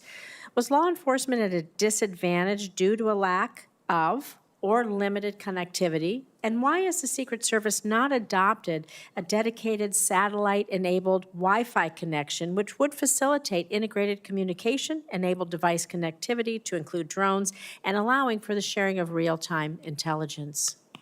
So Senator, thank you for that question. So based on what I've seen, that radio connectivity, cellular was an issue that day. With respect to the satellite broadband, that is something that I've tasked our CIO, and then we're getting some support from the Department of Homeland Security on. So we will start to leverage whatever asset we have to ensure that connectivity. Well, I can tell you that we have those SEER ratings in Homeland Security, those special event ratings that we have for things like the Super Bowl. We have it a lot in Las Vegas, and they do bring these mobile units to be sure that we have all the dedicated Wi-Fi cell service and integration that is absolutely necessary for securing a huge event. And so I look forward to hearing about that. Thank you. I want to talk a little bit about intelligence for lone wolf actors, because although we have not been made aware of any specific intelligence the Secret Service or others had in the shooter before the event, we do know that we have intel on Iranian threats against the former president. And so again, Acting Director Rowe, could you talk to us about how you utilize intelligence collection as a way of mitigating threats from state actors like Iran compared to what you do, compared to lone wolf actors, what it seems to be like the attempted assassin that we have here in Crooks. And what are the specific challenges with the intelligence collection as a mitigation tool against lone wolf actors versus state actors? So Senator, first let me preface by saying the Secret Service is not a member of the intelligence community. However, we are their biggest consumers of information, and we receive that information regularly, especially as it pertains to our protective mission and the people that we protect.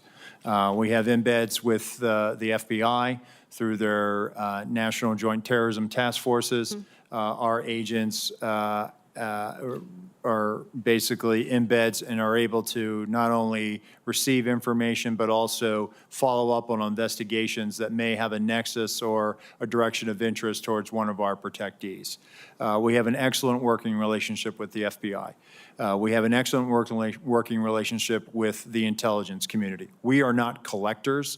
We are consumers of finished analytic products that the intelligence community of the FBI produces. We ingest them, and then we use that to adjust our protective posture. And we do this daily, weekly, all of the time. And it's not only for protective, for protectees, but also the events and sites that we protect on a permanent or temporary basis. With respect to largely a lot of the people that come to our attention, and in the case of the assailant, you know, to me, as I overlay him over top of, say, John Hinckley, who tried to shoot President Reagan, I see an individual based on information that I have now, some of the great work that the FBI has done. We have an individual who's a loner. We have an individual who was focused on Donald Trump and Joe Biden. Hinckley traveled the 80 campaign, and we know that he followed President Carter. It just, on March of '81, he happened to show up in Washington, D.C., and he saw an opportunity to try to attack President Reagan. So when it comes to the Secret Service, and 1981 was a watershed moment for us. We have people that are, for whatever reason, fixated on carrying out an attack against the President of the United States or one of our protectees. And in this instance, you have the assailant who was a loner. Obviously, he was researching. He had researched the Democratic National Convention. He had researched and Googled or used a search engine about the president, the former president. And so I think he had moved towards an idea that he was going to try to do something. And so when I look at this, we don't have a challenge with the FBI or the intelligence community. I think what we always try to wrestle with is trying to line up and see people as they're starting to head down a pathway towards violence. And it's something that we have spent a lot of time and resources in with our National Threat Assessment Center to try to gain a better understanding so that we can help our agents in the field as they're doing these protective intelligence cases and these investigations to be able to make a determination, is somebody genuinely a threat, or do they need mental health, or do they need some other type of service? Thank you. I appreciate that. My time's over. Thank you, Mr. Chairman. Thank you. Senator Cotton, you're recognized for your questions. At the outset, I want to express, as many members have, as President Trump did, the admiration and respect for the bravery and skill of the officers who were on site that day, Secret Service officers, as well as all the local law enforcement. As it happened, my 9-year-old son was watching with me that afternoon, and it was hard to get him to turn away from it. And he asked who all those men and women were who jumped on Mr. Trump. And I said, in layman's terms, those are his bodyguards. And he said, what are they doing? I said, they're protecting him from a bullet. And he said, actually? And I said, yes. He said, for real? And I said, yes. And it was hard for him to process that. But as a reminder, I told him that there are men and women in the Secret Service and law enforcement and the military who are willing to die for our country. And it's an important lesson, I think, that everyone should take away from this, that you had very brave men and women on the ground there who were doing their job to protect this country, to protect a former president and a nominee for president, as they do every day for so many other protectees. Obviously, there were failures in the planning and preparation for this event. Mr. Rowe, we've heard that the shooter had a golf rangefinder. Was that not on the list of prohibited items at an event like this? Currently, it is not on the list of prohibitive items, but we're going to make that change, Senator. John Kennedy can't get into an LSU football game with a flask. Yeah, I can. Well, he probably can, but he's not supposed to.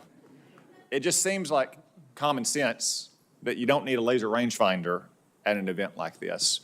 And it feels like that a lot of that was just the lack of common sense being exercised. Are officers not empowered on the front line to use common sense to say, like, if a guy has a laser rangefinder, he should be detained, or at least stopped, and that's why he's carrying it around. If you have a building like this that's not secure from 150 meters away, someone, even the front line, lowest level, most junior officer, should be able to kind of like send up the red flag immediately and say, like, we need to halt everything right now and figure out what the hell is going on. I mean, do officers not feel empowered to use that kind of common sense? I would hope they would, Senator. I can tell you from our uniform division officers that run our magnetometer screening, they do a tremendous job. And even though something may or may not be on the prohibitive items list, they are well trained and they do exercise that good common sense. And you want this important message. Okay, I want every one of your officers all around the country to hear that their acting director wants them to exercise common sense. It doesn't have to be policy or protocol or procedure. They should exercise common sense. Thank you for that. So it was reported right before Ms. Cheadle's hearing last week that, in fact, President Trump's detail had requested more resources and those had been denied. She said that she did not deny those resources. You've testified this morning that you did not either. So who did? I mean, the Secret Service is not the post office. It's not this vast bureaucracy. Right. Like, I'm not surprised to hear that you knew the counter sniper. It's a small agency, and you have a lot of career officers. Like, surely you've gotten to the bottom by now of on whose desk this request landed and who denied it. So, Senator, sometimes when they make a request, they may not have the asset available. For example, there may be, instead of, the detail may say, hey, we want 15 magnetometers. We'll look at it based on what the event size. We'll say, hey, listen, we're going to send 10 based on our protocols of screening so many. We have a flow rate of how many people we can put through. When it comes to a counter sniper or something like that, because I know that's been the subject of some media reporting where they have requested counter snipers. We do have a finite number of counter snipers. And so what we try to do is if we cannot fill that asset, and that's where we'll say, hey, we can't fill this assignment. However, through the field office, they will use local law enforcement resources. And so in those situations, for example, in the one that has been the subject of a lot of reporting with Pickens, South Carolina, they in fact did use local assets to be able to do that. And there were 3 counter sniper teams. One of them was formerly with the Secret Service Uniform Division. And so they actually used the same practices that we use. So it's not that there was a drop in the capability. They actually used the best practices that we would use. So the asset may be denied by Secret Service between the war room and that conversation with the detail in the field, but that doesn't equate to a vulnerability or a gap. Okay, one final question about the Iran threat. As you know, Iran made credible threats against several former Trump administration officials. many of whom still have government-provided security details to this day. Ms. Cheadle removed Secret Service protection from Robert O'Brien last year. Were you involved in that decision? So, Senator, he was a memorandum protectee, meaning that the president authorized protection for him. We do not weigh in on who gets protection. Why, so you're still protecting some others. I won't reveal their names. You are still protecting others, and other personal security offices in the federal government are protecting others. Other officials don't reveal their names. Like who made the decision that Robert O'Brien no longer needed a security detail, despite Iran's ongoing credible threats? So I can tell you, sir, it wasn't the Secret Service. We don't factor into that decision. Can you take a look at why that happened now that you're in charge, and consider the possibility that he might still need that protection, given all of his counterparts in the Trump administration still have protection? I will do so, Senator. Go ahead. You go ahead. Go ahead. I would say, like, again, I'm not going to reveal the protective details, but I'm pretty confident that the agency can get this done. And I think it needs to get done if you look at the kind of ongoing threats that he and all these others face. Yeah, I will, sir. Despite all the resource constraints we talked about today, he's not the President of the United States. He doesn't have an 18-car motorcade, nor do any of the others. I think he needs that protective detail, and now that you're in charge, I'm asking you to take a new look at that and also talk to your supervisors inside the department about whether you can spare just that small, limited amount of resources, okay? Senator Welch, you're recognized for your question. I will, sir. Thank you very much. You know, there's, first of all, thank you both for the tremendous work you do and for all the folks behind you and under you. So thank you for that. I kind of want to follow up a little bit on Senator Cotton. You know, there's three issues that have been raised. One is the selection of who gets protection, and you've addressed that just now. The other is whether it's a budget issue, which I don't necessarily think it is. But then there's the operational question. Was this an operational failure? And it appears to me that's where the focus should be.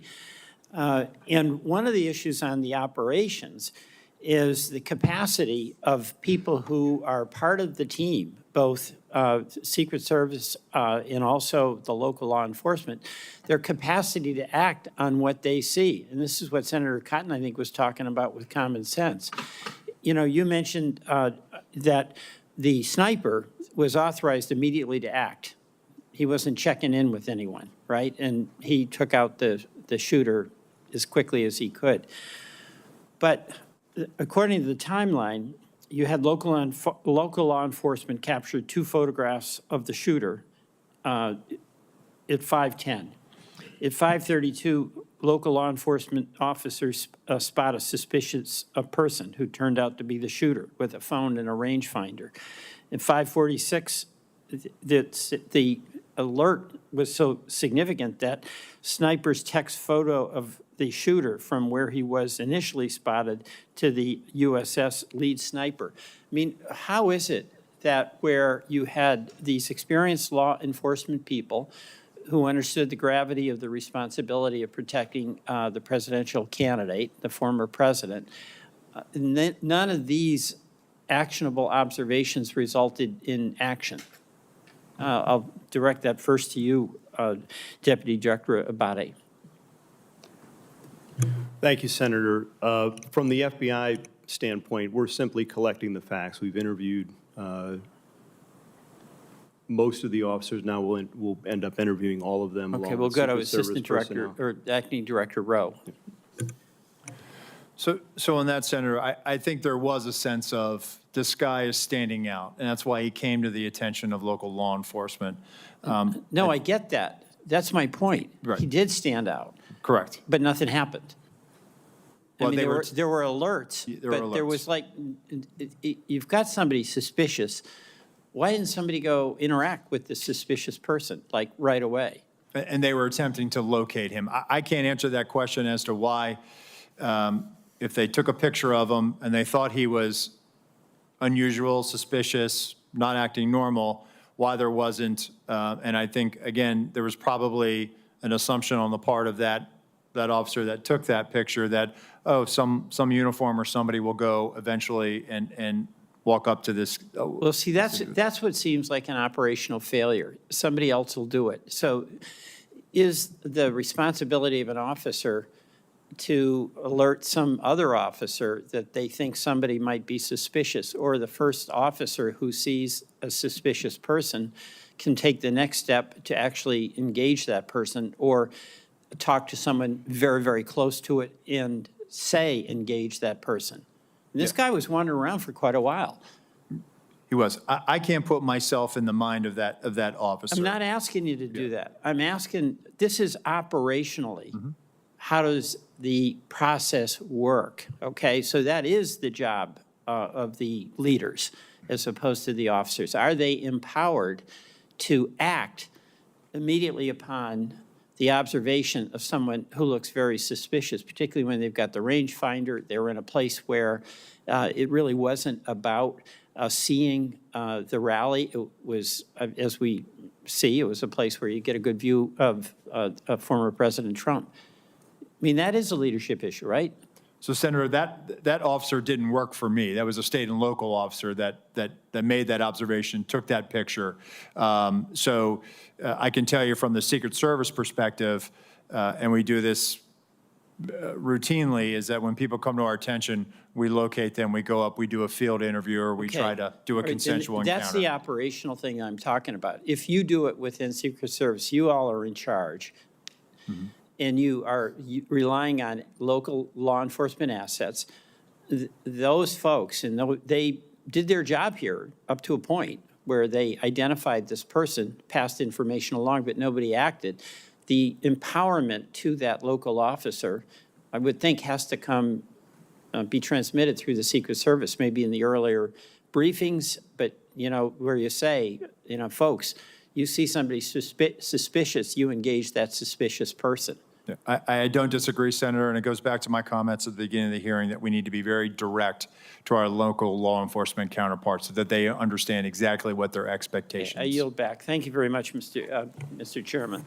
Thank you. Senator Tillis, you're recognized for your questions. Thank you, Mr. Chairman. Mr. Abate, Mr. Rowe, thank you for being here. Mr. Rowe, do you have a picture? I was watching your testimony earlier. Do you have a photograph of the vantage point from the Secret Service snipers? I do. I believe that's C. And there were two, is that correct? Yes, sir. Stage left and stage right. Okay. And I don't know if you have a vantage point of both of them or not. I know you had one for the one who ultimately shot the. That's the vantage point of the sniper who neutralized the assailant. Okay. Well, is it a similar vantage point for the other? Would they have also been impaired in terms of actually seeing him until he popped his head up? So the sniper on the stage right side, Senator, they had an obstructive view because of that tree. They had an obstructive view. Okay. Yeah. So well, the one thing, this discussion that I don't believe that a sniper saw someone on the roof 20 minutes before just doesn't make sense to me. It sounds like the one who took the shot probably saw him for the first time about a split second before he pulled the trigger. Is that? That's my assessment, Senator. I'm more, well, first off, I'd like to clarify the requests that have been made of a lot of people so that we get the information in a good form. I think it would be helpful, at least all the way back to, I think, November 5th of 2022, I believe, when President Trump announced that he was running for re-election. I think it'd be helpful if we could just get a matrix of any request for additional security, the resolution of that request. Was it honored? Was it denied? Was it downsized? If you could give us that, I think that that's going to be the best way versus giving us mounds and mounds of paper. If you can do that, I know you're looking at the same thing. I've heard from you that any subsequent request for field requests are being honored. I believe that that's true. Is that your testimony? Yes, sir. Okay, thank you. I'm more worried about the 24 to 30 seconds between the time I believe local law enforcement officer was hoisted on the shoulders of another police officer, saw a person armed less than 200 yards away from the president, who I believe jumped down. What happened in those 24 or 30 seconds? I mean, obviously, there's no such thing as a panic button. You know, the first thing you'd think is you hit panic, you cover the president, get him off stage. None of that happened. What happened? Is it just, did I hear a text message? what actually happened in the 30 seconds where a law enforcement officer knew that a gun was pointed in the direction of the president from a fairly short range? What actually did those folks who did have knowledge of exactly what was happening and could probably infer what was about to happen, what did they do? And Mr. Abate or Mr. Rowe, either one, based on your interviews. Thank you, Senator. From the interviews, the officers in the immediate vicinity were operating with urgency at that point to get to this person, but he was on the roof. The officer who had looked over the edge, based on what I've been told, the shooter turned toward him with the rifle. That's what the officer observed. So he was under threat himself in that second, so he had to retreat and step down and get back to the ground in order to protect himself and keep him safe from potential rifle fire. But once he got to the ground, along with the other officers, there were Butler County local officers, Pennsylvania State Police. They were moving around trying to find someone to get to this guy. We've got an operational problem here because we had more than 20 seconds to have somehow cut through all the crap and the communications, whatever impediments there were, have to be removed. I mean, it's pretty clear to me. First off, that law enforcement officer, I love law enforcement. I wear the back of the blue pin every day. They do great work. Secret Service did phenomenal work on the stage. But they failed because their job is to protect the public. And they needed to put themselves in harm's way to stop him. Now, I'll let the interviews go through, but there was a massive failure. There were at least 2 law enforcement officers that knew a guy was about to pull the trigger at the president. And, I'm just not really happy with the fact that we couldn't have communicated, covered President Trump, and tried to secure the situation. I'm going to let the investigation go through, but I think it's go forward. I think it's very important to point out that we can't let a scenario go in the future where 20 seconds can lapse when a law enforcement officer within 2 football fields of a former president of the United States has material knowledge that somebody's about to get shot at on stage, and we don't have instantaneous response. In the old days, maybe you just shoot a gun in the air. I know for a lot of reasons why they didn't do that, but there had to be some way to actually diffuse that situation. It didn't happen on July the 13th. I just want to end by saying, Mr. Rowe, I think you've been forthcoming in your answers. I know you're frustrated. I've seen you twice now. You're clearly embarrassed by what happened. You don't think there's any reasonable explanation. And to my colleagues who are worried about communications, they should spend time in their local government and state legislatures to understand just how bad communication is between law enforcement and first responders. We need to invest in this infrastructure. That was also a part of the failure. But if you can please get to me and get to this committee a chronology of requests, accepted, denied, and the reasons for, I think that's going to be very helpful. I will, Senator. Thank you. Thank you. Senator Blackburn, you're recognized for your questions. Thank you, Mr. Chairman. Thank you to each of you for your patience and for being here today. Director Rowe, I want to come to you first because a counter sniper has decided to speak out about the culture at your agency, and I think it is very telling. And he sent an email, and I'm going to quote from that. If this agency needs to change, and if not now, when? The next assassination in 30 days? But here's what I want to talk with you about, because in this email, he says, and I'm quoting again, the motto of the USSS is CYA. And every supervisor is doing it now. That's the end of his quote. So you're the guy in charge. And you're one of those supervisors. You've been a career guy there at the Secret Service. The public has lost trust in the ability to execute the mission, to protect.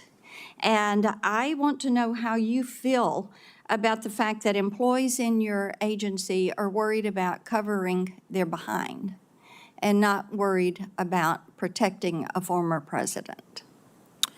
Thank you, Senator. So I am hurt by that email, but not in the way you think I'm saying it. I'm hurt because my people are hurting right now. We need them. Then why did somebody delete the email?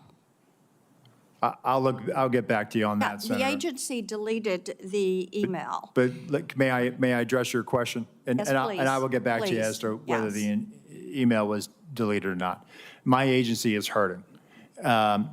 Emotions are raw. I actually want to hear more from that UD officer, that technician. In his email, he referenced that he had spent time serving our nation as a United States Marine, that he is a 20-year professional of the Secret Service. I am committed to being a change agent, meaning I am committed to reviewing some of these things. I looked at the points in his email very quickly. I saw it as I was on my way over here this morning. I want to have further conversations, not only with him, Let but me- also the counter sniper unit supervisors. If I may step back in, sir. Yes, ma'am. All right. So you want to talk with him. What about other whistleblowers? What about this culture? Are you going to allow these whistleblowers to speak out? Because it is troublesome if somebody went into the server and deleted that email. I would hope you will get to the bottom of that and be able to provide some answers. Because this is, as you have heard from both sides, this is a situation that cannot be allowed to happen again, Yes, ma'am. ever. Mr. Abate, and am I saying your name properly? We've heard it pronounced 3 different ways today in the hearing. Abate, Senator. Abate, okay. Thank you. You had mentioned a social media account that espoused anti-immigrant, anti-Semitic views, but you did not say what platform that was on and what the username was. And this is Crooks that we're discussing. Yes, Senator, that's correct. I didn't want to comment on it because we haven't fully confirmed yet, and I thought that as soon as we confirm and certify, Would I you will supply provide that that? to you. And Absolutely. also the age at which he had those feelings. And then we understand that the Gab account is pro-immigration, pro-lockdown, leftist views. Is that accurate? I haven't seen it directly, but I believe from what I've been told, that is accurate. With the Gab account, we're also, though that's been publicly revealed through the CIO and other things, we're still working to certify and verify that that's his account also. But it does have differing points of view, it would appear. Okay. And what age? And how fresh is that Gab account? The Gab account, based on my recollection, the comments in there or the messaging is from about 2021, I believe. Okay. And the other preceded that? Maybe he was age 14? Yes, Senator. The other account that we talked about was in the 2019-2020 timeframe, so it would have been in the couple years right before the Gab messaging. Right before that. Yes. Are there other accounts that you all are currently verifying and receiving information from? We are. We've, as I mentioned, we've issued a bunch of legal process, and we're still awaiting returns from a number of the companies, to include other social media companies as well. Okay. Well, my time has expired. Thank you for your patience today. Thank you for the information. We look forward to getting more information. And Director Rowe, we are going to hold you to being a change agent because things at the Secret Service absolutely have to change. Thank you, Mr. Chairman. Thank you, and I want to thank our witnesses for your testimony here today. Certainly what happened on July 13th could and should have been prevented from what I have heard today. I'm certainly grateful to our witnesses for their candid answers and for helping to provide additional clarity and new information about the circumstances surrounding this attack. Acting Director Rowe, some of what you have said today conflicts with information and accounts that we have received from local law enforcement that we've had the opportunity to talk with. They have been voluntarily and I will say expeditiously cooperating with our bipartisan investigation, which we certainly appreciate. But we now need to speak with Secret Service agents directly, who are directly involved And I would say that you need to make them available as soon as possible. Those interviews can't start weeks from now or months from now. Time is of the essence when memories are fresh and you can get the information that is most important to us. So my question for you as we wrap up this hearing, Director Rowe, will you commit to having those agents available for this committee to interview as soon as possible in a matter of days, not weeks, matter of days? Yes, sir. Great, thank you. Certainly the American people deserve to know what went wrong, and they deserve accountability for those security failures. And as we continue our bipartisan investigation into security failures that day and any underlying systemic issues, we'll continue working to follow the facts, get clear answers, and make important recommendations to ensure that a security failure like this never happens again. The hearing record will remain open for 15 days until 5 p.m. on August 14th, 2024. For the submission of statements and for the questions for the record, this hearing is now adjourned.